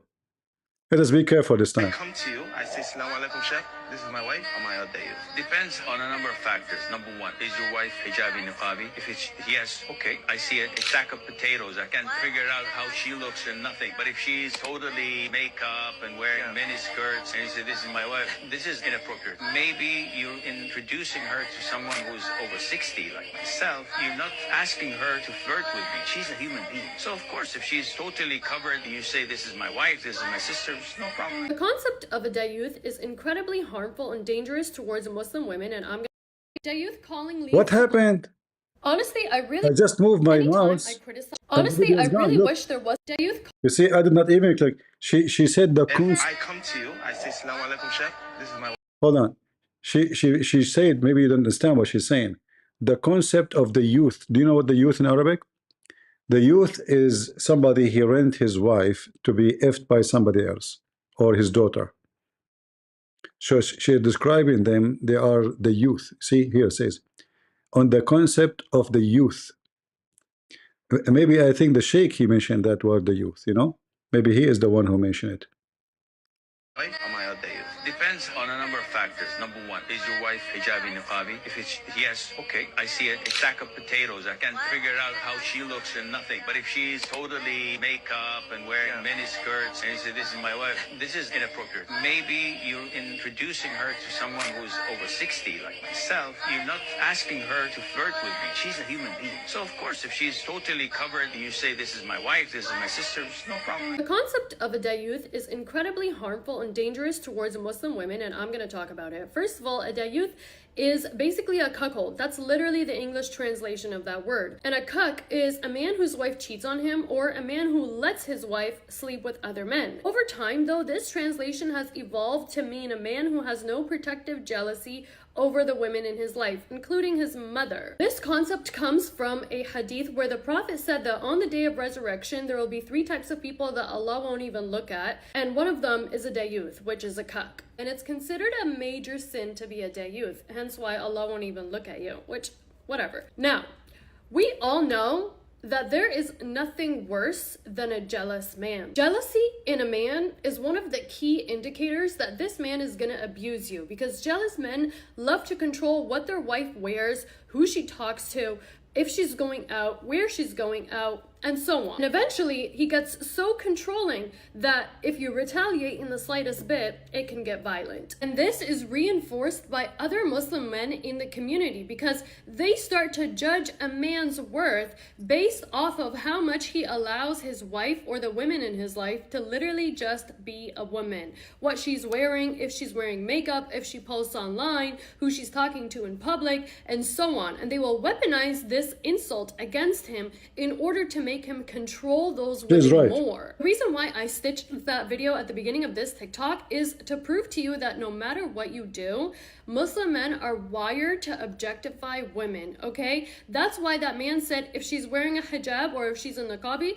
I just see a sack of potatoes. He compared a woman to a sack of potatoes, and then later on he says she's a human being. So which one is it? Because that's hypocritical. If she's a human being, then you shouldn't compare her to a sack of potatoes because she's wearing a hijab or a niqab. And you also shouldn't have a problem with whatever she's wearing if a man that you consider your friend is introducing her to you as his wife. This is why I oppose the hijab so strongly, because what do you mean I have to be covered up from head to toe in order for you to view me as a sack of potatoes so that you don't think less of this man who's your friend because of how his wife is dressed? That is literally what sets women up to be abused, because now it doesn't matter what you Actually, this is very good. You see, like sometimes you might see her saying things doesn't make sense, but when she is talking about those things, she make out of sense, right?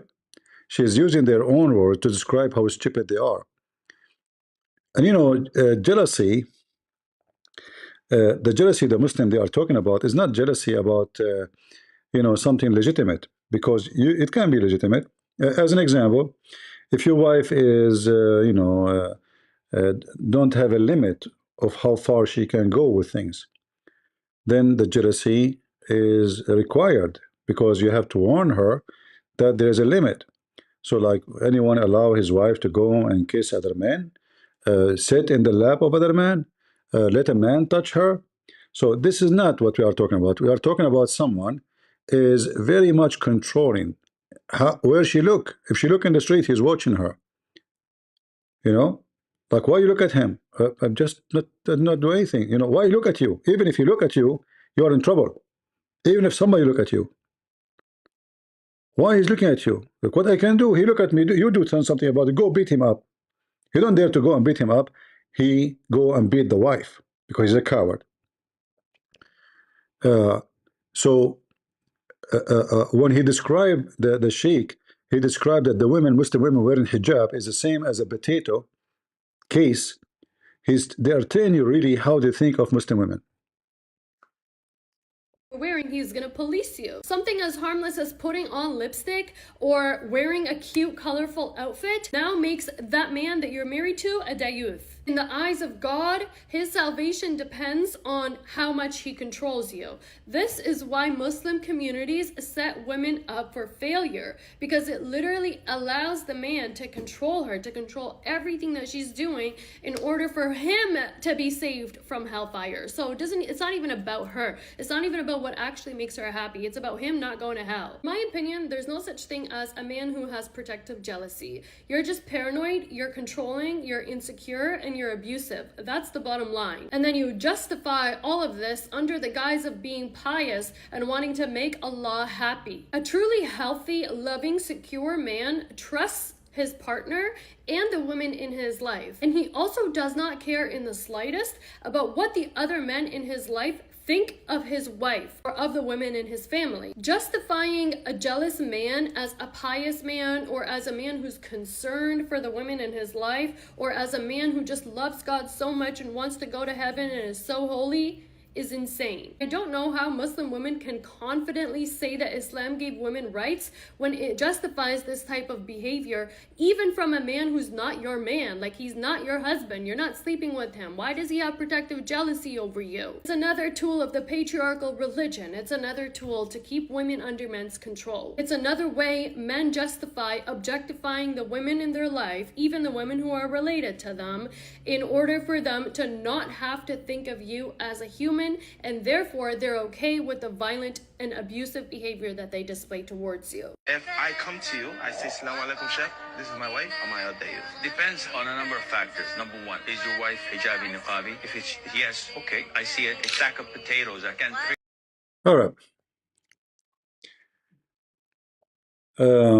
You see the comment here. I saw a man that was hugging his wife online. Has been spammed with the youth comment. He kissed his wife. Yeah, they are wicked, you know. I remember I saw a set of photos from Muslims wedding. Bride wasn't in any. That's a good one.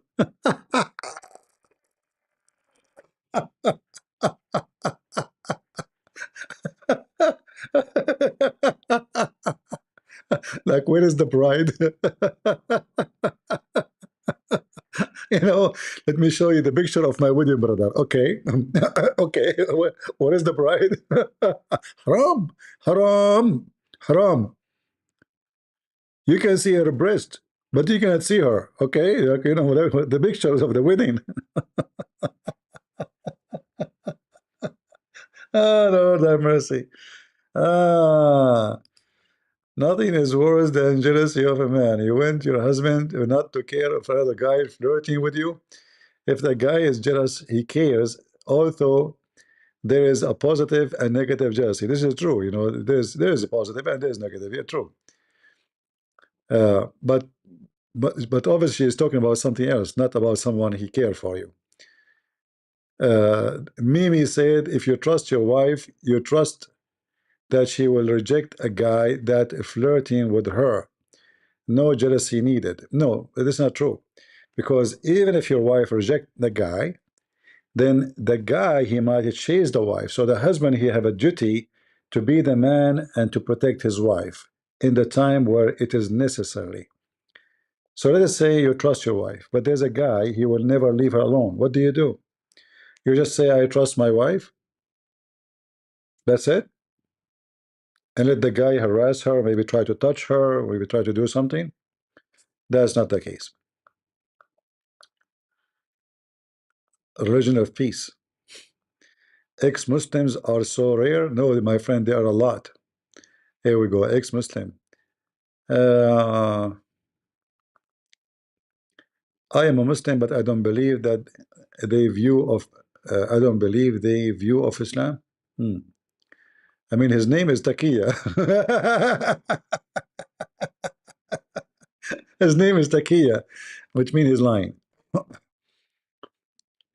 Uh,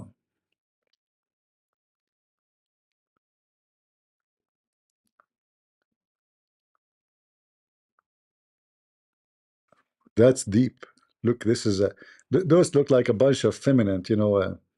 So sad seeing people saying that they are so glad they left Islam. I don't blame them if this is all they heard about Islam. But it's really not like this at all. For sure, it's not like this. Does the concept of the youth have any correlation with honor and loving? Okay. Tell him what the Muslim man doing with his religion. Allah. Yeah, this is she was talking, I think, about how much he charged too. He charged, I think, $100 or something for half hour. Yeah.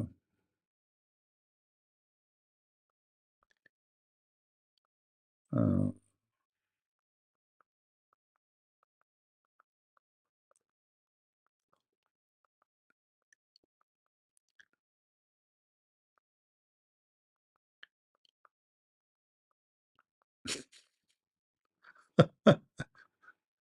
read those comments and those pictures.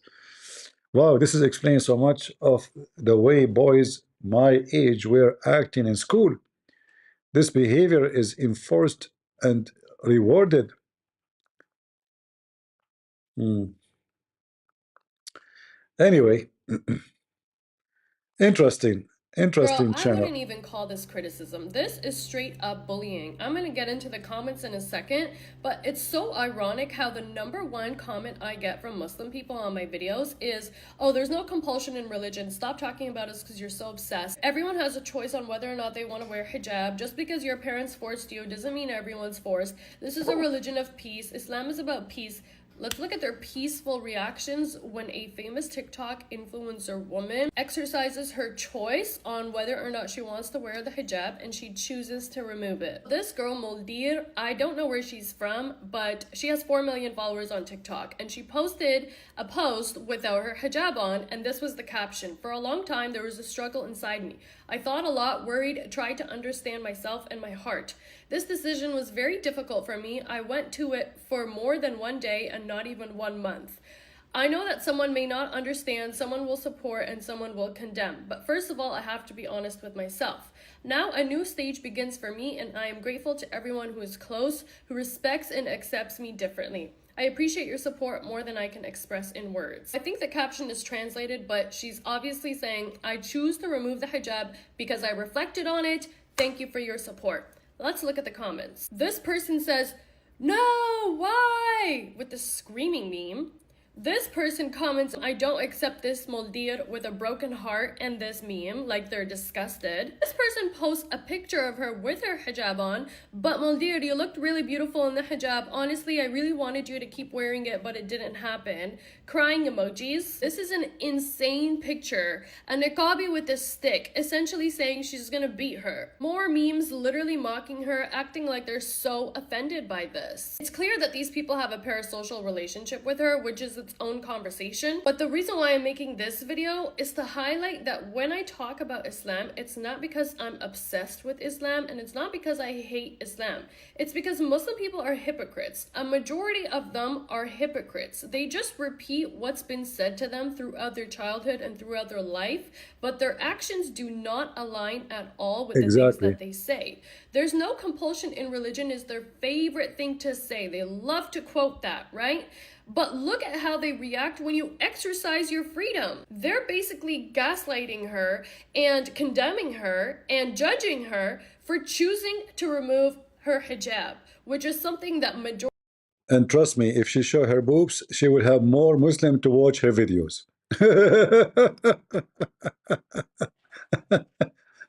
According to Google, number one country in the world search for sex with animals or rape videos is Pakistan. But everyone in Pakistan, he say hijab is must, brother. Good women should wear hijab, but then when they go to their computer, they want to watch porn star. Hmm? Are we making things up? We know you.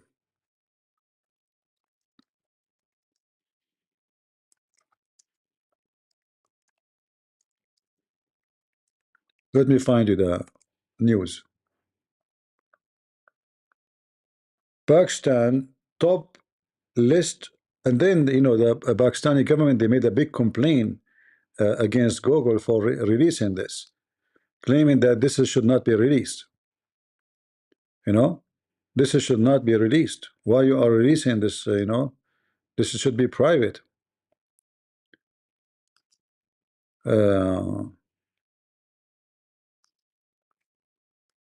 But it's the truth. And since then, Google is not releasing who is the top search porn. #1 nation in sexy web search. Call it pornstar. You are famous, Abdul. Shame and shame in the Western media. This is not true. Our men, they don't watch porn. They do porn. You think he can fool the world with those news? We do porn. We don't watch it. Andrew Tate is our only TV station. Yeah, #1 country in the world who search for porn. And your Quran is porn. And your promise in heaven is about sex and penis. So why we are not surprised? Shame on the media. Watch live. Trump takes questions from reporter during meeting with task force FIFA. Trump, don't be too much positive about the FIFA, because Qatar might bribe them tomorrow and move the FIFA to Qatar again. Trump, I'm warning you, Qatar can take them. All what they need is just big check, like Trump, is the FIFA. We are going to have football game in USA. What for, by the way? Why you want to bring the football game to USA? What is that will bring a victory for us? Seriously. American actually didn't even watch football. They don't. The European football, Americans don't watch it. They don't care for it. It's not like something in America. #2, America don't give visas. How people they come and watch? Are you going to give visa? They don't. Are you going to give visas for those who will come to watch football? So 20 million people will apply for visa. How many they will get it? That's a good question. And then they are asking now for the visa. You have to make a deposit. I don't know how much, but it's not much really. I mean, people who want to break the law, my friend, will give out $10,000. Take them. He's stuck in America. So I don't know what is a big deal about this FIFA. This is stupid. If I am president of any country, I will never even allow them to play in my country, because this is very corrupt organization, very commercial, have nothing to do with the sport. In the top of that, those who play in those games, none of them belong to the country. I mean, look at the French team. There's no French in the French team. One player from Kenya, the other one from Egypt, the other player from Brazil, the other player. There's no French team in the French team. There's no German in the German team. There's no what. This is a shish kebab. Yeah, this is just a commercial. Stupid. You should not watch those games. I advise you, because you are supporting mafia. This is mafia. Sport these days are mafia. It's not sport. There's no sport. There's no sport. A lot of corruption. Even teams, they might even lose by paying them, by bribing them. You offer each a player, especially the most powerful one, privately, like, we will give you $10 million if you do this. Don't play good. If you have a penalty, don't miss it. 10 millions, 20 millions. Garbage. The same as boxing. Boxing matches, because gambling, they do gambling. So the mafia who controlled the gambling, they see how much money is put in this guy. which means if he win, they will lose. If you win, they will lose. So what they do, they switch the loser. So in order to win, you have to put the money in the one who sound like is going to lose. You know what I mean? Because the mafia, if everybody put his money on the one who is winning, then the one who controlled the game, he will go bankrupt. It's like casino, you know, like you know who's going to be the winner.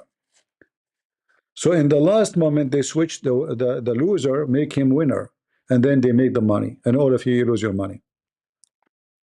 It's just a form of gambling and stupidity. Anyone here do gambling? Anyone? Especially if you're a Muslim. If you do gambling, my friend, don't do that. Look, learn from Mimi, Hijab, Fifi, all, Uthman. They don't gamble and debate me. That is a big gambling. You see, the Muslim, they call everybody. They call the David Wood, they call up EP, they call everybody. But nobody would gamble and debate me. And that is very wise of you, brother. Because if you gamble and debate me, you will go to hell. We will make you shish kebab. What do you mean you don't go gambling? All of you do gambling. What's wrong with you? Don't you get married? Got you busted.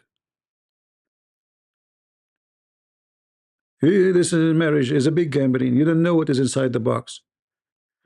In the first 2 months, you call her honey. She call you honey. Do you love you? I love you. Oh, I'm crazy about you. This is the first month. Second month, do you love me? Yeah, I told you this last month. Why you're asking again? Sure, I love you. 3 months after. Do you love me? Who? You, me. Yeah, I know the song that says that. Do you love me? Do you? Do you? No. I'm not asking about the song. Me. Do you love me? Like, who are you? You're not the guy I married. You used to be nice. You used to be friendly. Okay, nothing changed. I swear, nothing changed. Do you wash dishes? No. See? But we did not agree that I wash dishes. So this is. Don't tell me you don't gamble. All of you are a gambler. You know, you will go to hell, all of you. You gamble, you marry a woman, you don't know your mother-in-law yet. Just meet her first before you marry the women. Go meet the mother. All right, especially if she is neighbor, huh? I'm just telling you about gambling. Be careful, be careful. Like once a guy, you know, he in the phone, he speak to me. I said, "How you doing, man? I did not hear you for long." He says, "Man, I have my mother-in-law is driving me crazy." He said, "Stop by when you have time." I said, "Okay, if you are coming like by my area." So I stopped by. I knock at the door. An old woman, she opened the door. I said, is he here? She said, no, he's not, but he will be here soon. Please get in. So I got in. Said, do you like to have some coffee? I said, sure. Uh, she said, so for how long you know my son? You know, she's his mother, my son. I said, for a while actually, but look like these days he's not happy. I said, why he's not happy? I said, his mother-in-law, she's giving him hard time. She was coming with the coffee, tray coffee, and she looked at me and her hands start shaking. I said, uh-oh, what I have done. This is his mother-in-law, not his mom. She said, he said that to you? I said, I think I need to go, you know. I opened the door and I left. And then he called me. He said, what you have done? What you have done? I said, I don't know. How I know that this is your mother-in-law at the home? I knock at the door. She said, yes, I am his mom. What do you want? You know? She told me I'm his mom. How I know that this is your mother-in-law? He said, I have a big fight with the wife and the mother, both an army against me. I'm out of the house now. Can I come to you? She told me I'm his mom. And I was saying to myself, his mom, she don't look like him at all. She's a blonde. How come the son is not? You know? By the way, if any of you, like, you have a problem, you like me to visit you at home, and I will do that, you know, happily. So now don't tell me you don't do gambling. All of you do gamble, a lot of gambling. you know, tingling, tingling. All right. Any question for me beside the gambling? Yeah, you know, big gambling. Men, they gamble with their life when they marry women. You know, long nails. They are exist for a reason. Okay, let's change topic for security and safety reason. I mean, look, this is your wife. So imagine what will happen. I think and personally believe that the reason why the Prophet Muhammad was narrated to have said take care of women before he died was because he had a guilty conscience. And the way that I came to this conclusion was by reflecting on my own recent interactions with a man, because I did start dating again. The thing about becoming more spiritual is that your dreams give you the answer to everything that men are not willing to tell you. So I went on a couple dates with this guy, and I knew there was something that I needed to know about him, but he was not telling me. He was not giving me answers. I would ask questions and they were just like very nonchalant, dry answers.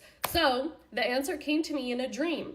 And my dream basically confirmed that this man wants to have a spiritual ascension, but he's afraid of it. So I was journaling this morning on the fact that a lot of men are scared of having a spiritual ascension. And I came to the conclusion that they're scared of having a spiritual ascension because it means they have to surrender control. And when they surrender control, they experience magic. And men don't like magic. They don't like to experience magic because they can't logically explain it. It terrifies them. Throughout all of history, men have a track record of condemning and unaliving women who practice magic because they don't want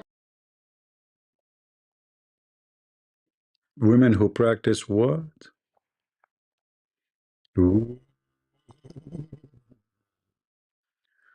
Harut Marut. I'm going to control you. Shartut. Women. Look, guys, we just discovered more stuff about women. Women, they practice magic on men. What the heck? You see, guys, we are victims and we don't know. Hey, men, why we don't make an army to fight the magic of women? Who want to join? All right, let me put my armor. Hold on. Now I know. I thought I'm going to fight the Muhammad army. Look like I'm going to switch my career. Give me a break. Who want to join me? I'm telling you, we are at risk. We men, we should be united to fight women, and they want to put magic on us. Huh? So, like the what the first magic women they do on the men, they would those eyelashes, you know.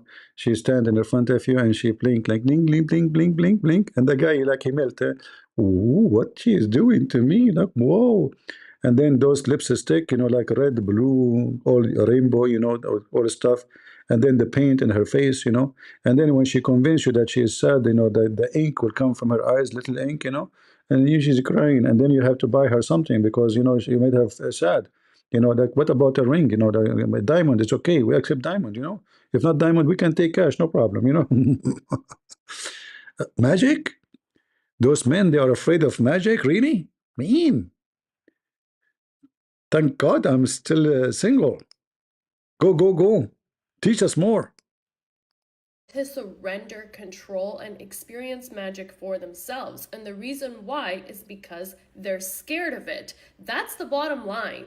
Their fear is what fills them with so much hatred towards the women who are unafraid of surrender. That's why men, especially men like the Prophet Muhammad, created religion. Because if you actually dig into the story of the Prophet Muhammad, he was schizophrenic from childhood, okay? And This is people true. told him that he was possessed by demons. This is true. My theory is that he was experiencing some sort of vision or initiation into spiritual ascension, but he could not surrender control to it because he's a man. He has a tendency to want to explain things logically. So what he did instead, What do you mean by surrender? Well, surrender to what? Guys, anyone understand what we should surrender to what? Anyone knows what she's talking about? We will surrender what exactly? What? is place the same fear that's in his heart of magic, of the unknown, onto everyone around him in order for him to not be the only person who's carrying around this fear. I'm not trying to slander the guy, okay? This is just basic male nature. This is male human nature, okay? They want to have control. They don't understand that true power comes from self-control, not from control of other people. And You see, in theory, maybe, but in reality, no. Because a president, as an example, he is a president because he controls all, not because we control him. A judge, he is a judge because he control. He can put you in jail, not because we can put him in jail. And the list goes on. So human society is based on control. And if we don't have control, the society will be screwed up. We will not have law and order, and the control go from inside the family. As an example, if the child, he do as he wish, whatever he wish, then you will have a very screwed family. So what you are talking about, you are messed up. You are totally messed up. There's nothing is called, you know, life without control. We have to control ourselves. In the same time, we have to control others, but not the way you are talking about it. The guy, he did not do anything to you.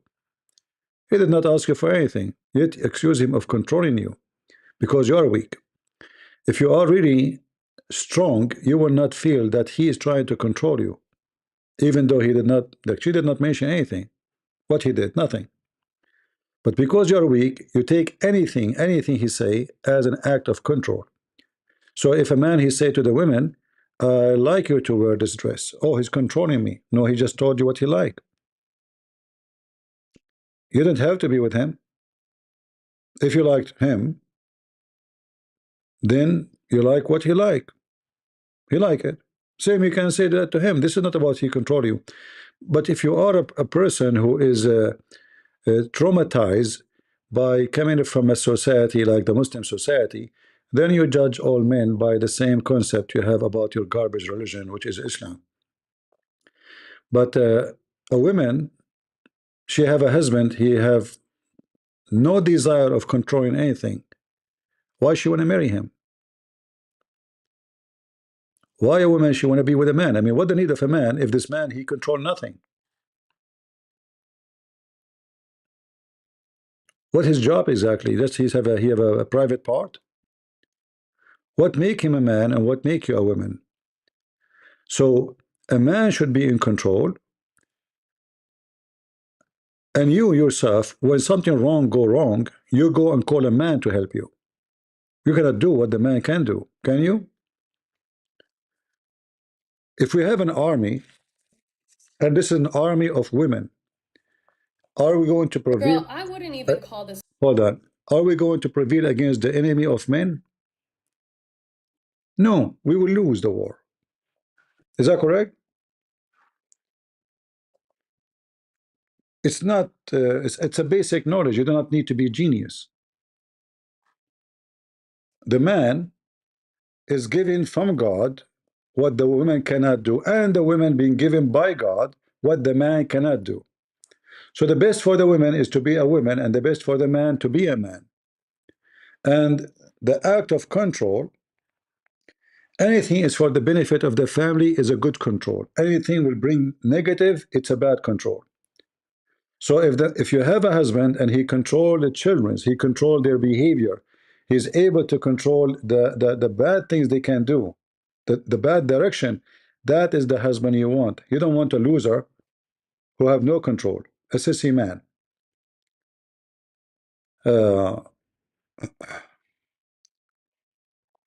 Not our topic, my friend. No, we are not talking about the Trinity. Later you can ask me. In fact, I say to you, never marry, if you are a female listening, never marry a man he don't like to control his house, because his house will become a farm. You see, she started talking about jealousy, and obviously jealousy for her is a form of control. But there's a very good jealousy. A person who loves you, he cares for you. So he gets jealous, but he is not a person who have a phobia, like somebody look at you. So jealousy is a good sign.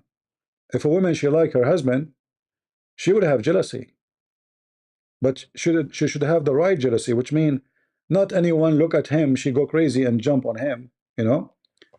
So jealousy is about love, not about owning. If we try to own the person, that is a negative jealousy. The same as, you know, God. Our God is a jealous God. What does that mean? Is he, you know, he's trying to destroy us? No.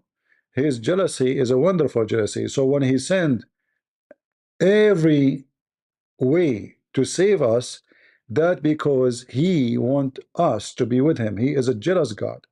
He don't want you to be a loser. He don't want you. He love you. So that is a good love, and that jealousy is what should be in every house. So when the Bible describes marriage, we talk about the man, he should give himself to the wife the same as Christ gave himself to the church. So the man is the leader of the house, but the leader of the house is not the one who beat women, is the one who protect his women,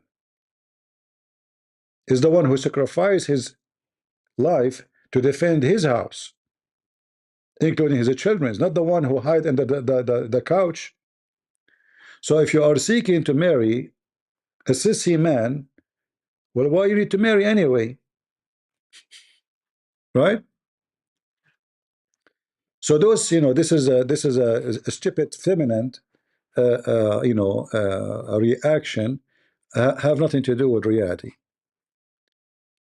And I always advise you, I advise all ladies, you know, if I have a daughter, if I have a daughter, and she want to get married, and her husband never used a gun, he do not know how to use a gun, he don't know how to defend himself, and he looks so sissy, I will never accept him to marry her. If it's up to me, I will tell her my opinion that this guy does not fit for you. Because who is going to protect you when a thief he enter the house? Who is going to defend you when you need defense? And if you say I do not need, you are wrong. Don't you see robbery, killing, rape everywhere? You need to marry a man because he is a man, and the man he need to marry a woman because she is the woman.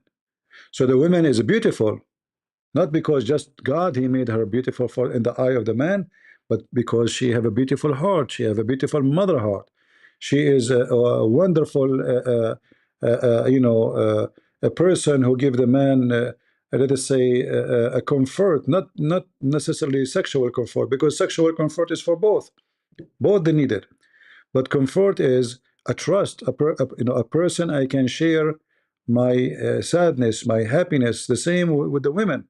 You know, when she have something wrong, she have a strong man next to her. She feels strong. She's not alone in this life. So there's a huge difference between what they are talking about, those stupid feminine, and what we believe in. A house without a male is messed up house.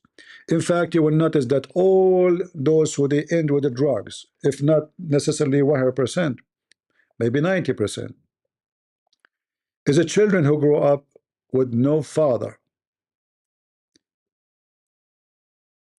Now, always there is an exception. That a mother, she is good, she's smart, she's strong, she was able to take care of her child. But the majority, the children will be screwed up. Why?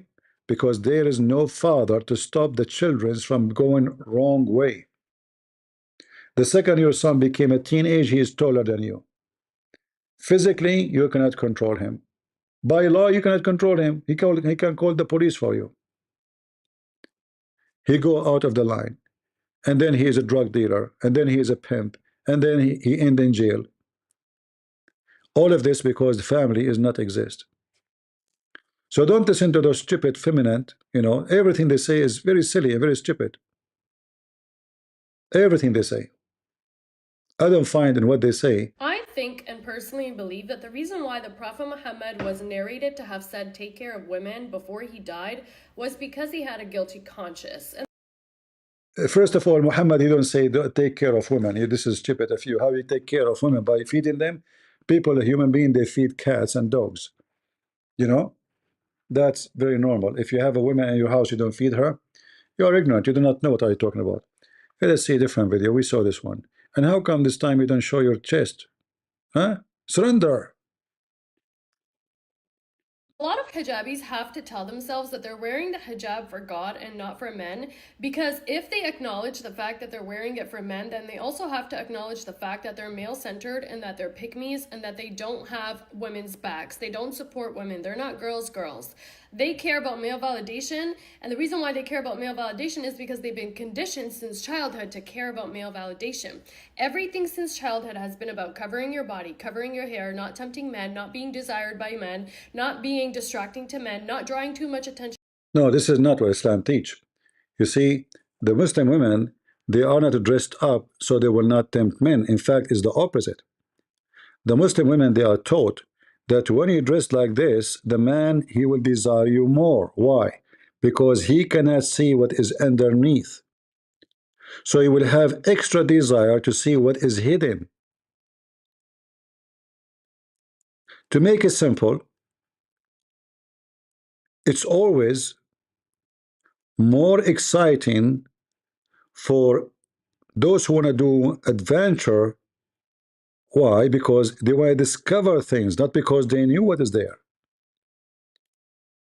So they go on adventure, climbing mountains, go into the jungle, because we want to discover. If everything is discovered, the point of going there is gone. So Muslim women, actually, when they cover themselves, they become more desirable sexually. And this is why hijab always failed to protect Muslim women from rape, sexual harassment. I can show you videos of a woman walking in the street and like 10,000 dogs, which men, following her because everybody is sexually hungry.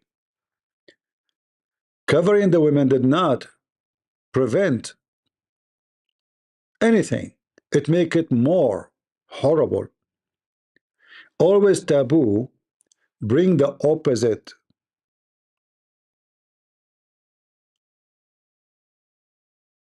Taboo society is the most wicked.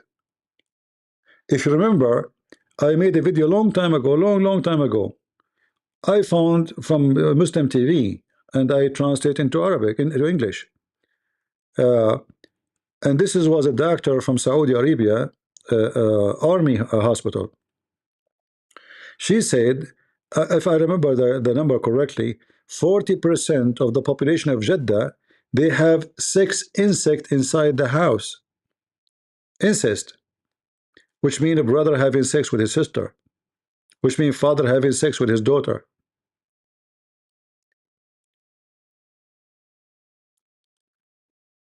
A Muslim woman, she have a very high percentage to turn to be lesbian, and a Muslim man have high percentage to be a gay because of Islam. Why? A Muslim girl, she can invite her friend to sleep over in her bedroom. Can I invite my cousin? Sure, she's a girl. Okay, you go to the room. They are teenage. They are horny, but there's no men. And everything is taboo. So what they do? They practice together. Same for the boys. They cannot see women. You cannot talk to girls. The only one you see is either your sister as a girl or a boy. So you direct your sexual desire to one of them.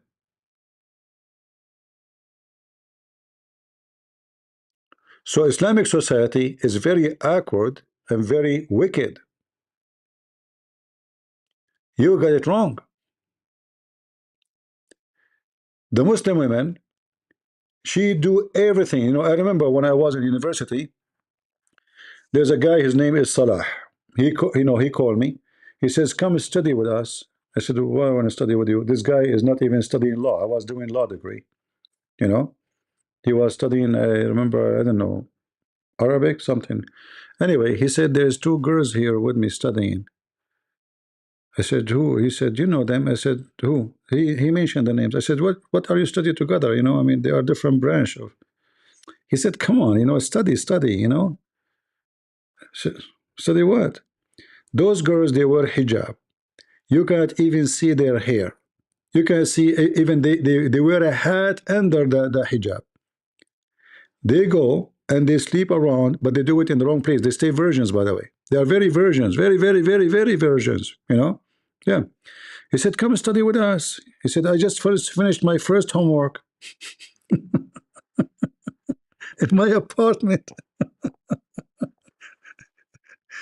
I need to go out. If you want to come here, you know, I will." They asked me if I can call you, and he said to me, "By the way, how you know them?" I said, "I don't know them. You know, it's you who know them. I saw you once walking with them, and you introduced me to them. You forgot? I don't know them." He said, "Well, they asked me to call you." Yeah. So he's inviting me. There's two girls in his apartment. He just finished one homework. You know, he said, "You want to come?" I said, "No, thank you." Yeah. Those are the Muslim girls. You don't know what is behind the curtain. What is behind the curtain is so different, very different. Yeah, homework. Yeah, yeah, but this is a good homework. These guys, you have a dirty mind. Shame on you. I was talking about writing, homework. Yeah, actually, the driver I told you about when we went to the school, he was yawning. You know, my friend asked him, "Oh, you are tired?" He said, "Yeah, yesterday it was Thursday. I was doing the homework." We look at him. I mean, this guy is looked like 60 something. And for us as a student, we know homework usually attached to school, right? Like homework, like. So he said to him, "You go to school?" He said, "Well, what school?" He said, "Do homework." He said, "Yesterday it was Thursday. We have three girls in the back, so he didn't want to say, homework, homework, homework, Thursday." Oh, okay. The Muslim, they do their homework every Thursday. Friday is off. They do usually have sex only once a week, every Thursday. So Thursday is when they write their homework. Yeah.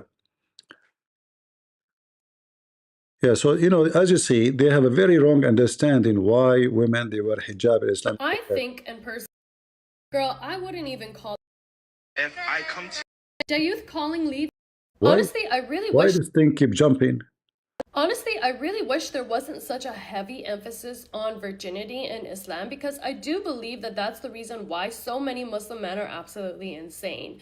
First of all, there is no religion that's so commonly practiced nowadays that separates men and women like Islam does. They're told that this separation of men and women is so that they don't fall into sin. And sin is basically intercourse. But is sex really that sinful? None of us would be here today if it wasn't for our parents having sex. So how bad is sex really? I understand the significance of a bond that you share with one person that you're married to, and then that's the person that you sleep with.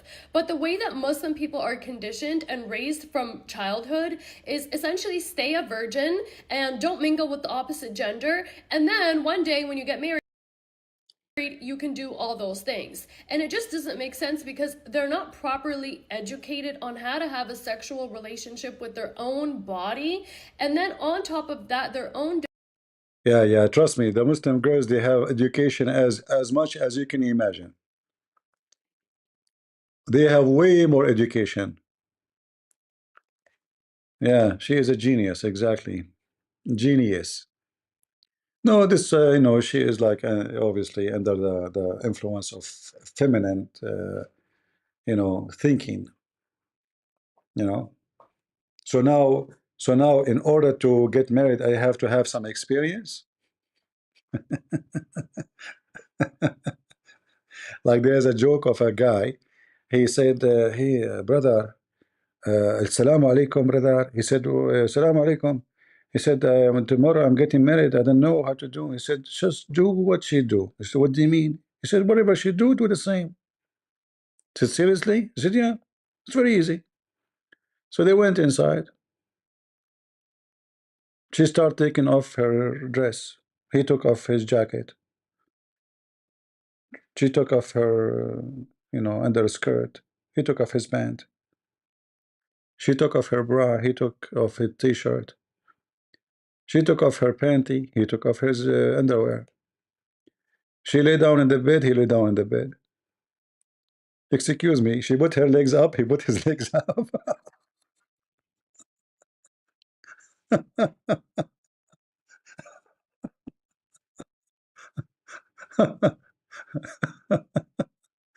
See, I told you Muslims don't have education about sex. What are you talking about? At the age of 6, a girl in Islam, she is ready to get married. You teach them sex like from a very early age. What this woman is talking about? Muslim girls don't. Okay.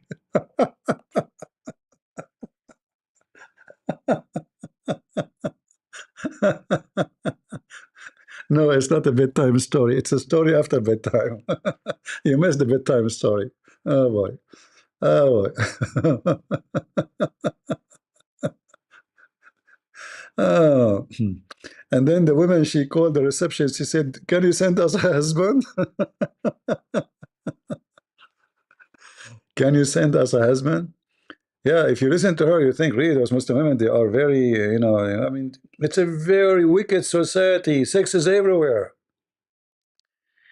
Go watch any Egyptian movie.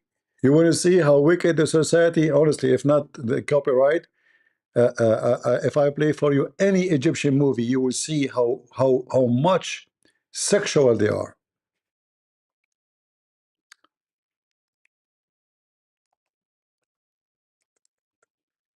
Uh,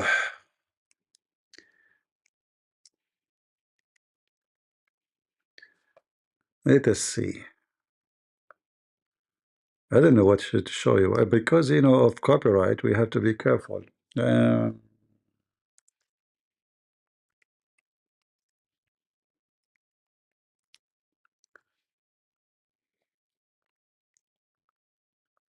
what I will show you.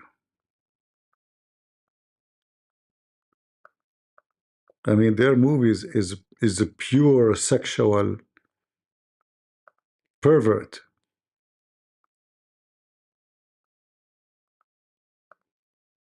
It's like India movies, Pakistan movies.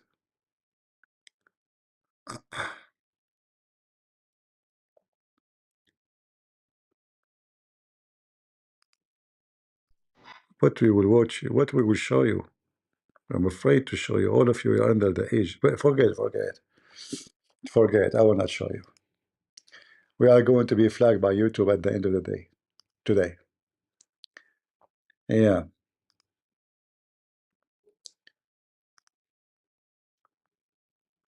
Youth calling leads to honor killings. Absolute facts. Because why are so many dudes comfortably stating in the comments of that last TikTok that jealousy is what makes a man a real man? It's giving unhealed, it's giving toxic, it's giving abusive, it's giving violent, it's giving you would unalive your partner. This is why having these conversations is so important, because I remember I used to literally believe this also. I used to be flattered if a guy that I was talking to or dating or getting to know was jealous of other men that I was talking to, because I thought it meant that he really liked me and he was protective over me. Then I healed my childhood trauma. Then I worked on my self-love. Now I see it as a major red flag and a sign that you have absolutely nothing going for you besides the person that you're in a romantic relationship with. Jealousy is not a part of a normal, functional, healthy relationship.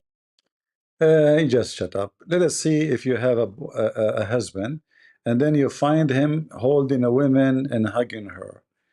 You will not bother, right? You will say, whoa, so what? I don't care. Yeah, if you don't care, really, that means you don't care. That means you don't care to call him even your husband. He's just like those people, they call it open marriage, you know?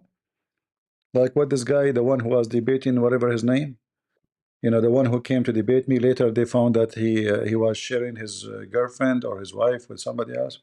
So there is men who they are pimps. They are like that and look like you like a man who is like that. And obviously anyone who want to marry you, why in the world he want to marry you anyway? What the point of this marriage? A person like those women, they should not get married. They should not, because you don't want to be having anything for them is a controlling, right? Anything is controlling. So why you want to be with anybody? Why you want to be with a man anyway? Yeah. Uh, anyway, stay alone. Be happy. Don't worry. Be happy. Don't worry. Be happy. Um, no, she is not just too liberal. They are just confused. They are very stupid. And look what she is wearing. I mean, look at this. Almost her nipples is coming out. If I You come know? to you, I say salam. Girl, I wouldn't even call this criticism. This is, I think, and personally, If you don't want the man, you see, you are talking about the hijab, and you are talking about Muslim, they a force, lot of etc. hijabis have to tell themselves that they're wearing the. I would like to But preface this video but by saying Muslim women who don't wear the hijab need to stop defending it. Every single day, it's another girl stitching my videos who's not a hijabi defending the hijab, and I'm not going to put your names on your face. by the way, you are wearing one already.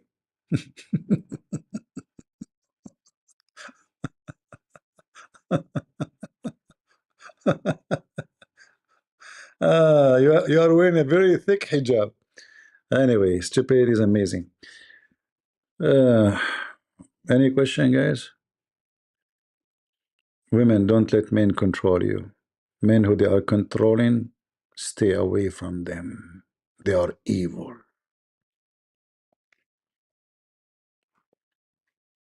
But if you need to buy something, don't try to be controlling their credit card. Remember, they are evil. And if you like to make a baby, don't ask him to come to bed. Remember, they are controlling. They will control you in the bed somehow, and then you will have a baby. Don't do that. Don't do that. All right? And then, if somebody try to break into your house, don't call him. He's controlling. He will control your house to be out of thieves. Don't let that happen. Let the thieves get in. Yeah. Men are bad.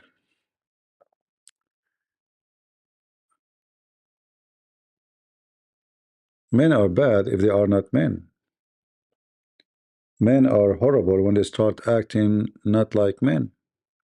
And a true man is not the one who do harm women, is the one who defend them, protect them.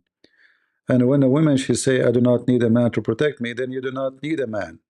So stay alone. You should not get married because obviously you have a problem.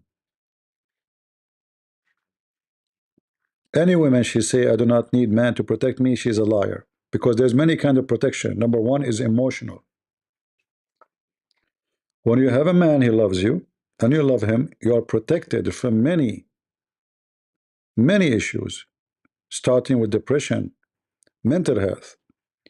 So a man, having a man in your home who is your husband, who loves you, not just a man in the bed, will give you a lot of stability for your emotion, for your thinking, for your brain health, happiness. Because happy comes through what? Stability. Not necessarily only always about physical protection. There's many things. Having a good man in the house will change in your life. Same for the women. A man, he have a woman who will love him, respect him, he will have a stability too. He will be protected too. Because man, he need protection too, but not physically. He need protection from being deceived, lied to, used, and abused by women. Because some women, they use men. Not only men always use women. Some women, they will use you. They will fool you. There's many ways to do it. So when two people are married, both of them, they will have a stability.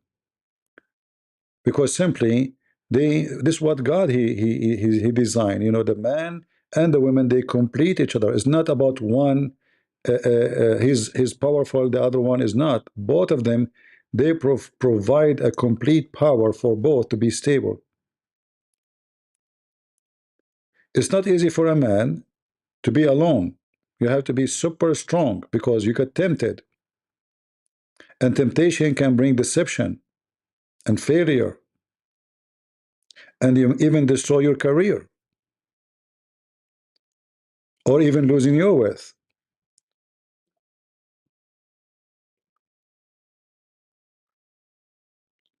So those who think about who want to control who, they are just a bunch of stupid. You see, if you love a woman and the woman she loves you, The exchange between them is not control. And you should not see it about control. You should see it about what is best for us. So if somebody at the middle of the night, you knock at the door, it says the man should open the door, not the female. Why? Because this is the best of us for such a position, for such a job. It's not because he controlled the house. It's because he is now the best for this. When it's come to the child who is crying, he is suffering from some issue. The mother, she is more close to him. She would do a better job, but not always, by the way. Men, they can do even sometimes even better job, even in that. But I'm giving you an example that the exchange of let's say a duty will not be seen as an act of control unless you don't love each other. If you love each other, you will not see it. So if I am married and I say to her, can you make me a cup of tea? Is she my maid? No.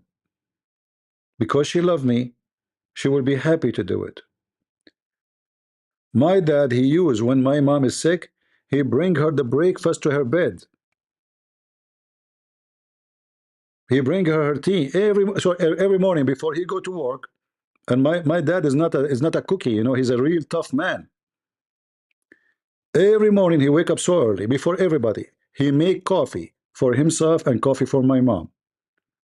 Is that because he's not the man of the house? Trust me, he is not an easy cookie.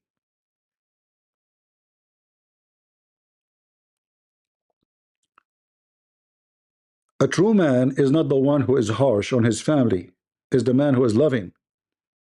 A true woman is the woman who appreciate her loving husband. So he serve her, she serve him. It's not about I control you, it's about I love you. And because I love you, I will do everything I can to make you happy. But because they are wicked, and all is about who control who and who is better than who, this is why they are thinking about it in such a way. Because they don't know what love is about. With the Christ, we are different human beings. My dad and my mom, they spend their life together. All their life together. Who is controlling who?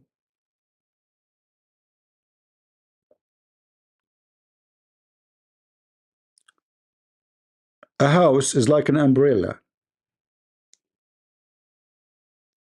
And the umbrella have a column in the middle. And then in the top of the column, there's a roof. If one of them is gone, the umbrella is useless. So if you want to have an umbrella, then you have to have the shape of umbrella, the design of the umbrella. So when it rains, you are protected. When it's hot, you are protected. But because they are wicked, they see it about who will control who. I remember my dad cooking for us. Sometime my mother, she got so sick. He put the shoes in our feet. He himself, you know, put the shoes in my foot. Prepare me to go to school.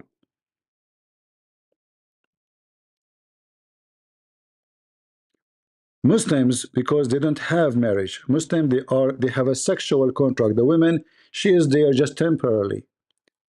Even the man is temporarily, because tomorrow I will have a new husband. So the word husband in Islam does not mean someone he is a spouse. It means someone is in the bed today with you, tomorrow we do not know who.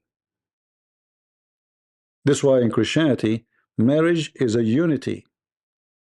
In Islam, there's no marriage. It is nothing but sexuality. All right?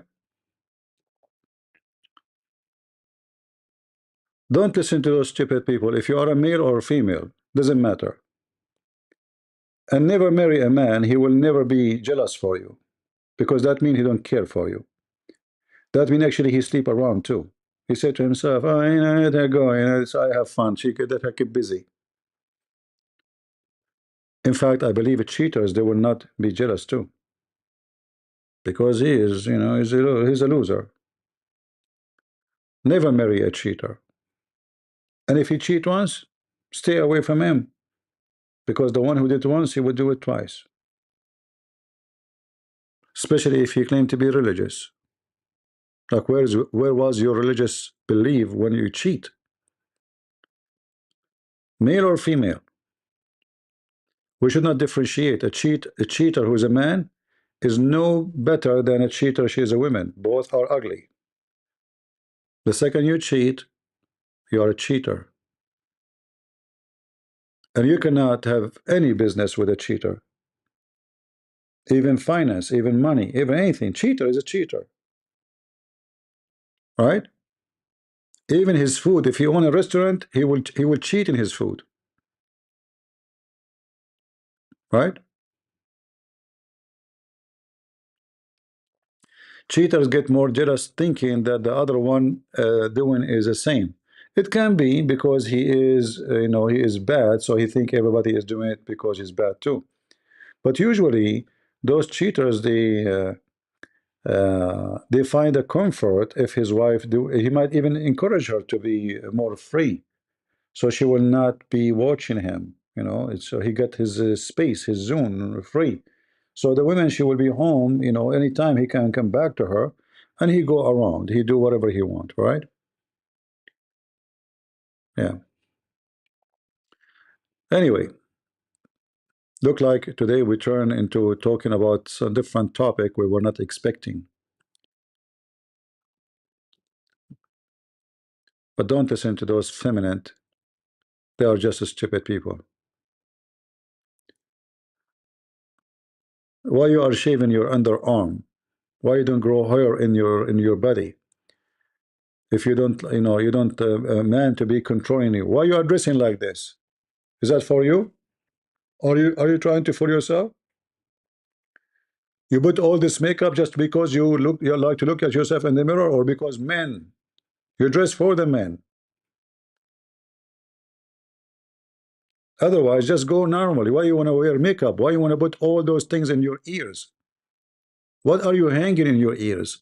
You spend, God knows how many hours she spent just to make this makeup in her face, and then she will spend 3 hours to remove it. For what? For men. This is reality. So they say to you that we are feminine, but the fact they spend their life is just putting makeup, taking off makeup, putting makeup, taking off makeup. For the pleasure of who? Men. In fact, you are obsessed with men. It's obvious, even though you claim you don't. Because if you don't care, you will not do all of this. Painting. It's called narcissism. Okay, maybe. I'm not a psychology expert, but you know, life teach you, uh, and you know, the way you dress, the way you act, it teach about you, give message about you. If a woman she don't care for men, she should not dress like this. She does not take care so much of her face. You know, you should not. And I will give you an example like me. If you see me, I will be the last one any woman will look at. I don't care what I'm wearing. I wear, you know, the most cheap clothes you can imagine. You know, jeans for $10, a sandal. You know, I don't care. If I care for what women look at me, I will be shining my shoes. I will be wearing suit. It's a fact, right? If I'm trying to get attention of somebody, how you get attention? You make yourself shiny. Is that correct? You buy a new car, not a car nobody want to steal.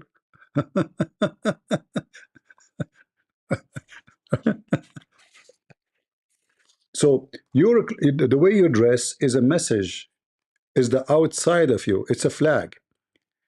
So look at me, look what I'm wearing for you. Look at me, what I'm dressing. So if you don't care for men, you should not dress this way. All right. So in one hand, she keep talking about the man, the man, the man, and she spent all her life doing makeup. In fact, I feel sorry for you. I mean, she is young. She is not old. If she is old, I would say, you know what, she is old. She have wrinkles. She will put makeup. No problem. But she is young. But look how much time she spent. You can tell she spent all her day just to make a video for 5 minutes putting makeup. All right? I mean, look at this.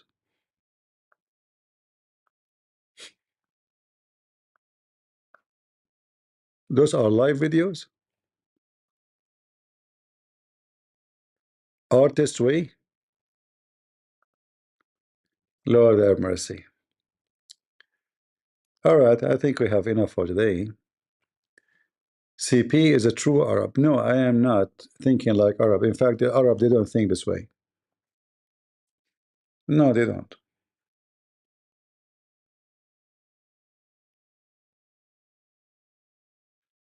All right.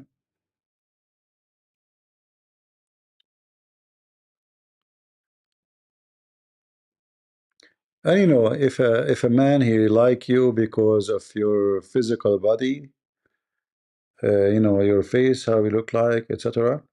He will leave you for the same reason. He will find other women. She have more features, if we can say, better than your features.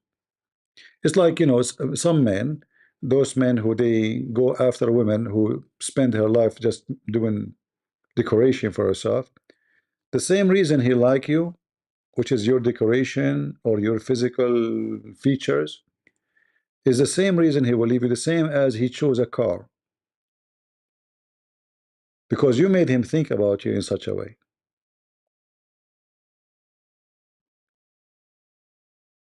So when women they compete by uh, showing features, let us say, physical features. Well, he did not love you. He loved your physical features. So tomorrow he will see someone, she is younger, she is more beauty, and he will leave you. Because he never been in love with you. He loved with some physical features you showed him. In other way, you trapped him temporarily with your features. As soon he got better features, he will go to different dealer car. Today he have a Toyota. Tomorrow he will have Lamborghini. It's about what is available and the demand. So if you put yourself in the market of demand, then don't complain. This is why a smart woman is not the one who hunt a man because she have a short skirt and she have nice ass, but the women who made the man love her for real. Not a man he love her butt. This is why for me, I don't like, I will never even communicate with the women. She's exposing her skin all over to everybody in the street.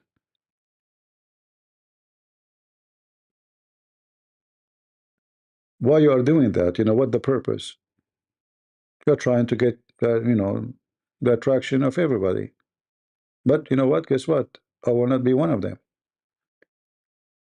If I want to have a woman, she have to be special to me, and I have to be special to her. And what is special between us, that is called love. Not because she have a nice body. All women, they have body. All women, they have a breast. God made you this way.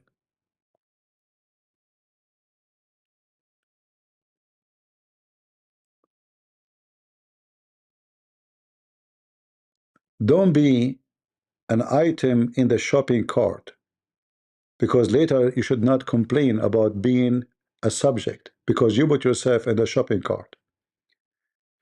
If a man he go to nightclub and he meets someone in the nightclub, I mean both of you are nightclub people,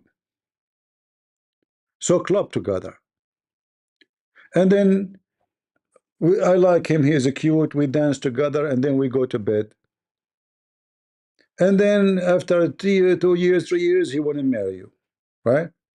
But he will go to the nightclub again and he will meet other girl and he will notice now it's not you who's looking for, because he's a club guy. What he like about you, it was a club features, right?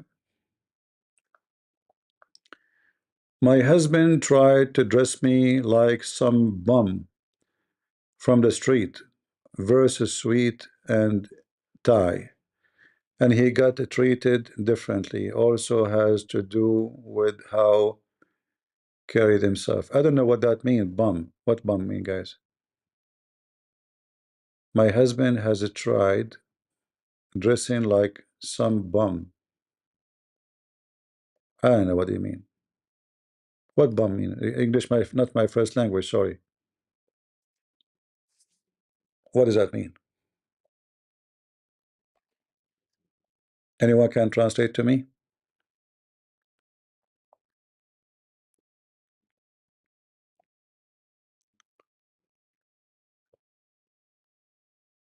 Cheap? Okay. Well, if I don't like to wear suit. I hate suit. The second I wear a jacket, I feel like I am in jail. I feel I'm captured by police or something. I feel like those, in the movie, you see them, they have this uniform, they tie up your arms with the white coat. This is exactly how I feel when I wear a suit. Even my voice change if I put a tie. I hate it. But you have to have a balance, not necessarily, wear, stupid stuff. But when I say cheap, it doesn't mean something ugly. I mean, it doesn't cost much money. What's wrong with jeans? Nothing wrong. Sneakers, $5 t-shirt. That does not make you bad.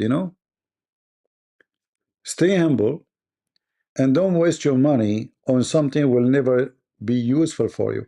I can say if your business is related to some, professional clothing you have to, then I can say you have to, what you can do. But don't waste your money in stupid things. All right?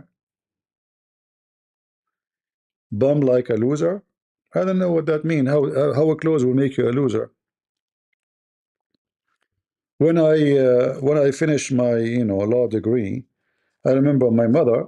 I was sitting like there's a rock close to the house. I was wearing my short, and my mom she came to me. She said, "What are you doing?" I said, "What?" She said, "Now you are a lawyer. You cannot dress like this." I said, "What, mom? What have to do? What does have to do with this?" She said to me, "Who is going to hire you and he see you like this?" And she have a point, because this society is a stupid society. They judge you by what you wear, not by your skills as a lawyer in the court. And for me, I was, she's right, she's right, but she's wrong at the same time, because the society is wrong. So, do you want my skills in the court or you want my short?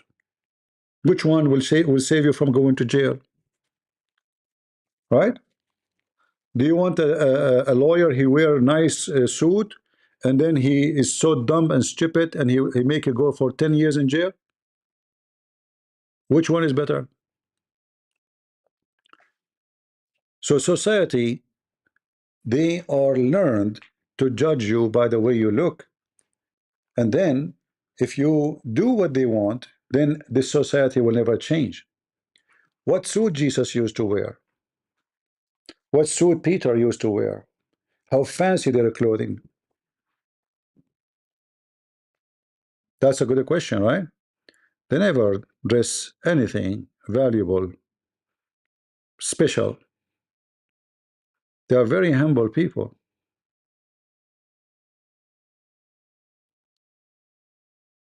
So when you bend down to the wicked society and you dress as the society try to force you, then you are consumed by this society. This is why since I was a kid, I don't care what people say. I dress as I wish, not as they wish. I study what I wish, not what my parents want me to be. I do always my choice. I will agree with the society if the society is right, which means not everything the society they call for is wrong. But if it is wrong, I will not take it. And I learned in the same time, because I came from many like different culture from the West. I learned to keep what is good from where I'm coming from and add to it what is good to where I went to. So where I came from, there's some good culture, not all of it, some. And where I went to, there is some good culture, not all of it too. So what we do, we filter. We filter what fit with my Bible, with my biblical teaching and believing. So what is fit with my belief in the West, I take it. It's good. And what fit with my belief in where I'm coming from, I take it. The rest is going to go to the garbage. And that goes for everything.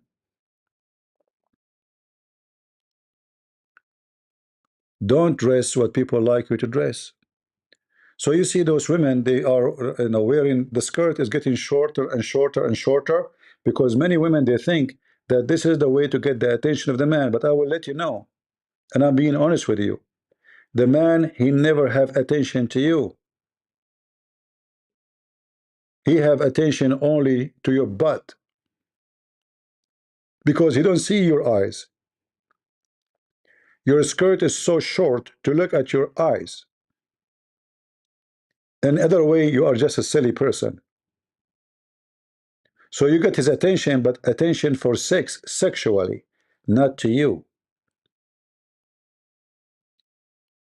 If you want a man to respect you, if you want to get his attention, well, then you should not expose yourself to be a sexual attention, because the man brain, when his sexual attention is working, the rest don't action, don't active, is go to sleep. You cause that to happen. But if you are not trying to tempt him, you're trying to show him that you are the person who deserves respect. A man will respect you. And then he will think about you in a different way. He will not think about you as a one night pleasure. He will think about you as lifetime partner, to be pleased together. When you make yourself a sexual object, don't be upset if the man see nothing on you except sexual object, because this is what you did, right? Do you believe women should wear jeans, yoga pants? Jeans, nothing wrong with it, but those tie band pants are very horrible. I mean, you can wear whatever you want, this is your business, but I believe anything is exposing your body details is stupid, because obviously it's sexual. You see these days, women wearing those pants, I don't know what they call them, and the pant is going inside her butt, and then it's going in the other side, you know where. Well, why you don't go naked?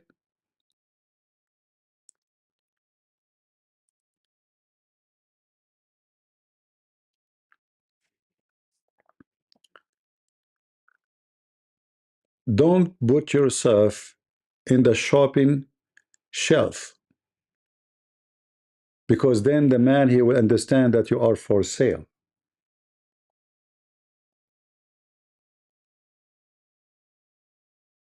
Anyone can get you, and that will make you look cheap. And men, they don't like cheap women.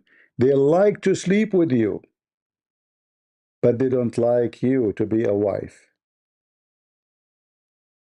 Do you understand? All the men, they will like you, but they like only sex with you, not you. So you get them there, but nothing more.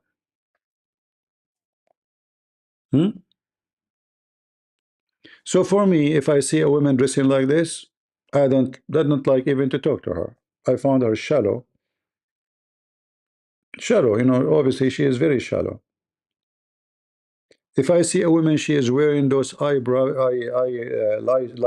they call them, eyelashes, you know, the boing, boing, boing, don't say hello to me. I find you very silly. I don't find you pretty. I find you stupid, you know, I find you weird. What are you doing? What the heck is that?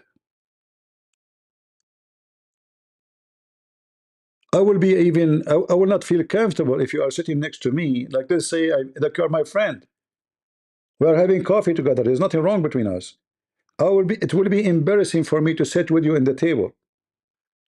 I have a woman in front of me. She is wearing boing, boing, boing airplane wings in her eyes. That means you are a kid. You are a teenage. You did not grow. You are not mature. It's an insult for me to be with you. I'm just telling you how I think. If I want to sit with a lady, not with someone acting like a teenage. Unless I am a teenage too.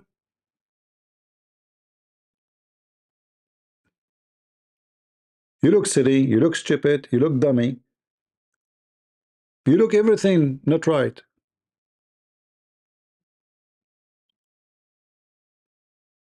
Like Boeing, Boeing, you know the Boeing, the airplane? And even some of them, when they blink, I mean, they can be good for barbecue. If you have barbecue, you wanna like the circle to go like on fire, you know, just get those women, invite them to the barbecue. They blink their eyes, and they will make the barbecue go crazy. Maybe I'm different person. Maybe men not like this, but I tell you, I think men who they know what they want in life, they will not be excited to see a woman, everything about her is fake. All right? I hope I did not hurt the feeling of some ladies here. Did I hurt the feeling of somebody? Yeah, boing, boing. Yeah, boing, boing, boing. Tingling, tingling. You know? I mean, you see this girl we are, you know, talking about today. You see her without makeup, she's a different person.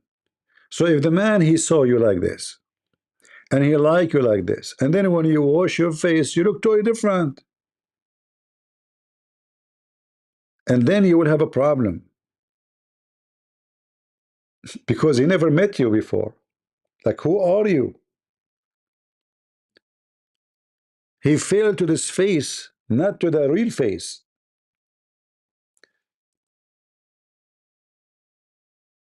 Without makeup, the eyes is so small, the lips is different, the skin is different, the nose is different, the hair is different.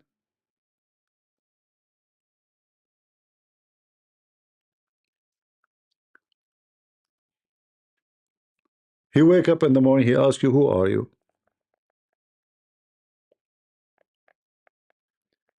Nothing wrong with looking good. Yeah, nothing wrong with looking good, but not looking fake. If you look good, you look good. The problem is, you see, in fact, if a person see you good looking, even like you don't have, let's say you are a female, you don't have makeup, but he like you, he love you this way, then you will not be worried about seeing him without makeup, right? Because he loved you the way you are, not the fake you are. Being like this is very dangerous because time will come and he will see how you look like for real. And then the problems will start. Like I wasn't in love with this. I was in love with that. Which is not obviously not real love. Because it's based on cheating. You cheat in your, you know, your look. Right?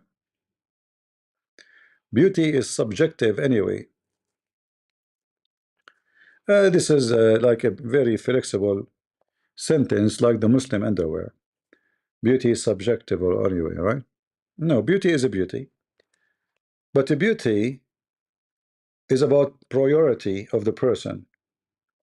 So a man, he might like a woman, she have a certain, let us say, he don't like overweight women. This is what he like. Other man, he like the opposite. He don't like the skinny women. It's not, it's not what, it's about you. If every one of us, beauty for him is something different. It's not a standard. There's no standard of a beauty unless you are working in the fashion world, which is about sickness. A woman should look like bones, and this is supposedly fashion. But a human being in everything, every one of us, he have a different fingerprint. And that is exactly the same for how he see beauty. So you might find a woman, she don't look attractive at all, but there's a very handsome guy, he love her because he saw her beauty. He saw in her a beauty you did not see. So when we say subjective, it's true and false because you know it's not about atmosphere or let us say circumstances of things around us. It's about who are you. But there is a general, let us say, standard of if you are fake and you made somebody love you because you are fake, that will not last for long.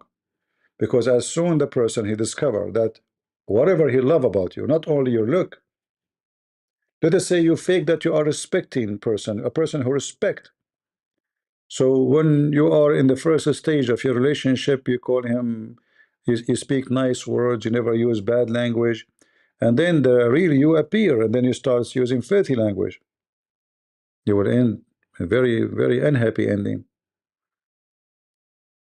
So it's not only about fake look, it's about fake talk, fake look, fake love, fake interest. You see, like if you wanna study the fake, the best example is the Arab, Middle Eastern. So the Middle Eastern, let us say somebody engaged. So they sit together. The society is very, strict, rule, even though things is lousy behind the curtain. So the serious question now, what music you like? I like this music. Oh, I like it too. Even he don't like it, by the way. But because he like this girl, he wanna have her. She's pretty. Or maybe she is pretty rich. Middle Eastern, they worship money. So each one of them, he act as much as he can to convince the other person that he is the one or she is the one. All right? And then they get married. And then as soon as they get married, they notice that everything they heard before is far from reality. Extremely far. It was an acting stage, a nice movie, an Indian movie. This is why their marriages is horrible.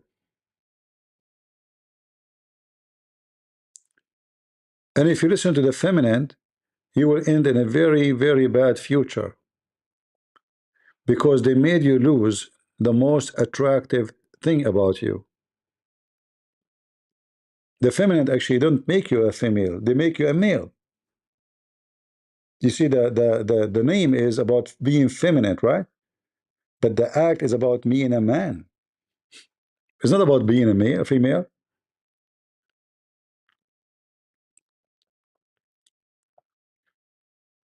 All right. Any other question for me? Guys, how many ladies I made them upset today? Seriously. How many? Did I make anyone here get upset from me? Give me one if you get upset from me, from the ladies.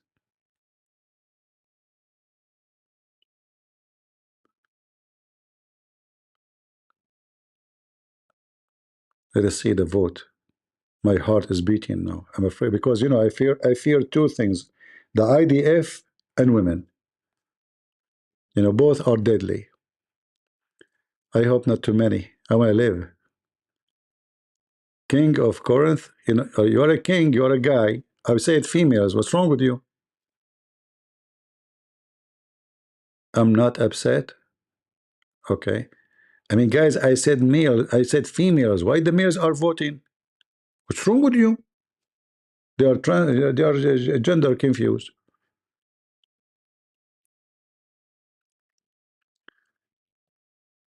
Um, all right. Look like until now we are safe. No bloodshed will happen. Because women, they grow their nails for a reason. The first thing will happen to you, they will put it in your neck. That if you are lucky, actually, if they put it in your neck, not somewhere else. You never know. You will see women, they are sitting like, and they are sharp in them, like, what are you doing? Oh, honey, I'm doing my nails, okay. Hey, honey, did you wash the dishes? Oh, I'm going right now. Okay, by the time I finished my nails, I would check on you, okay? Like, yeah, they grow their nails for a reason. Better be ready. And they say to you, this is the soft gender. I don't know what is soft about them. I mean, I have no idea what is soft about. Soft. This is a soft. Um, all right, all right. I was joking, by the way. Yeah, but by the way, I get disgusted from long nails. Honestly, you see some women, their nails is like 5 inches. That's really disgusting. You look like Satan. You look like you are married to a spider. What is that? And the other day, I went to an office, and the woman, she is working with her computer. And I was looking how she can type in the computer. She was typing with her nails because her fingers cannot touch the computer, the keyboard.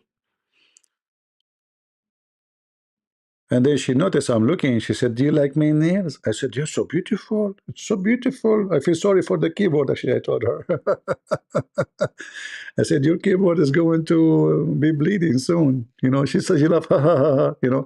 She thought I'm joking.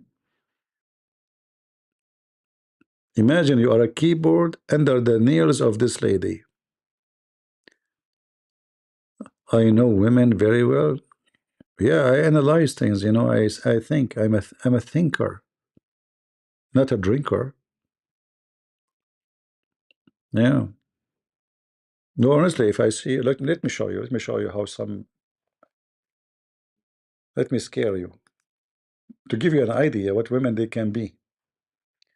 Um,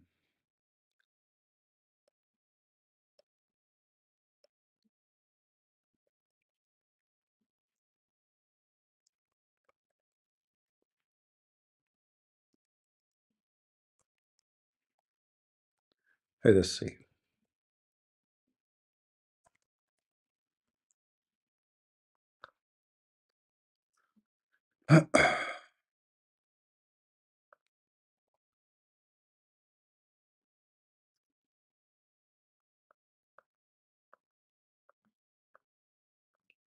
Yeah, until now I don't see any scary nails, but let's see.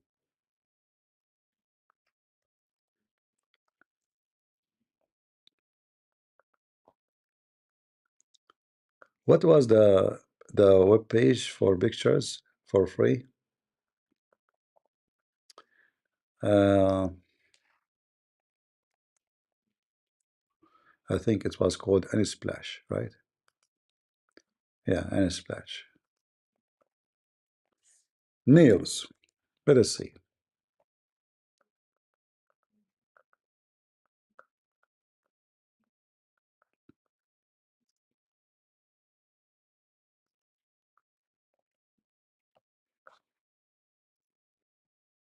How is that is something attractive? What is this?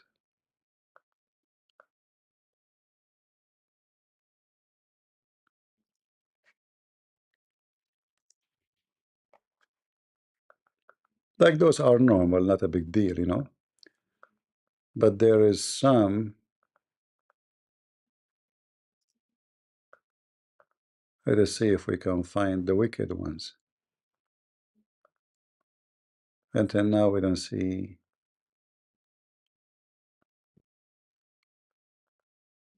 Where are they?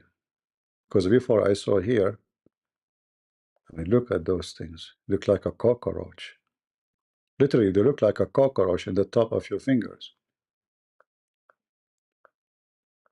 Where is the scary ones?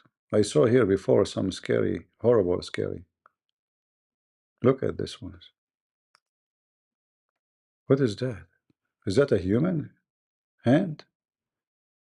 Oh boy.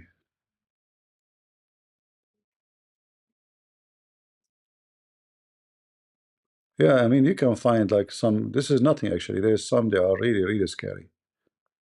Oh, look, hold on, hold on. Look at this. Oh, this is nothing compared to others. There's no, no, no. What you have in the top, look, what is this? What is that?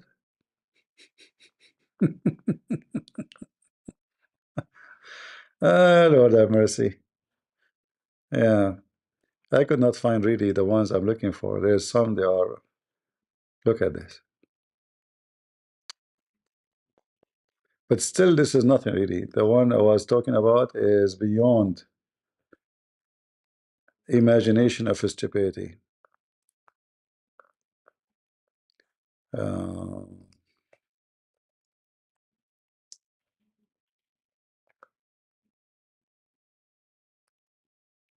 maybe if we type long nails. Oh, look at this one. Guys, look at this one. That is so beautiful.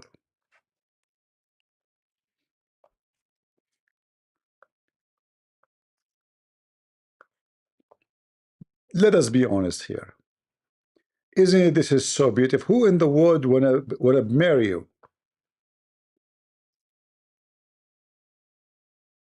I will vomit if there is somebody in front of me eating with me have such nails. That is wicked, disgusting. Yeah, there's many of those like this, you know, like something really wicked. This is just wicked, right?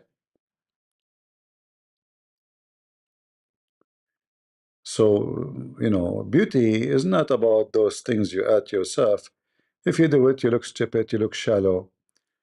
The man will not look at you with respect. He will see only a shallow brain. He will not see an intelligent person. Yeah. And you know, we give advice for people. It's up to you.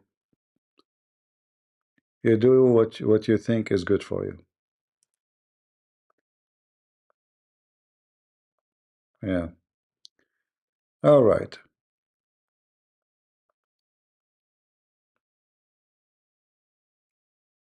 Crazy word.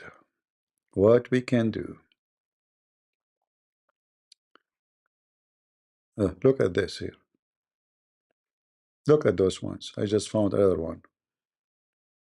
That is very, very attractive. Super attractive. That's a piece of art. Man, it's so beautiful. Lord have mercy. We better stop here. All right. Ali Dawa. Halal cat food. Yeah, we have enough for today. So, guys, I better go. And I hope we have a good time together. And men, be good to your women. Love them, protect them, and never abuse them. And women, be good to your men.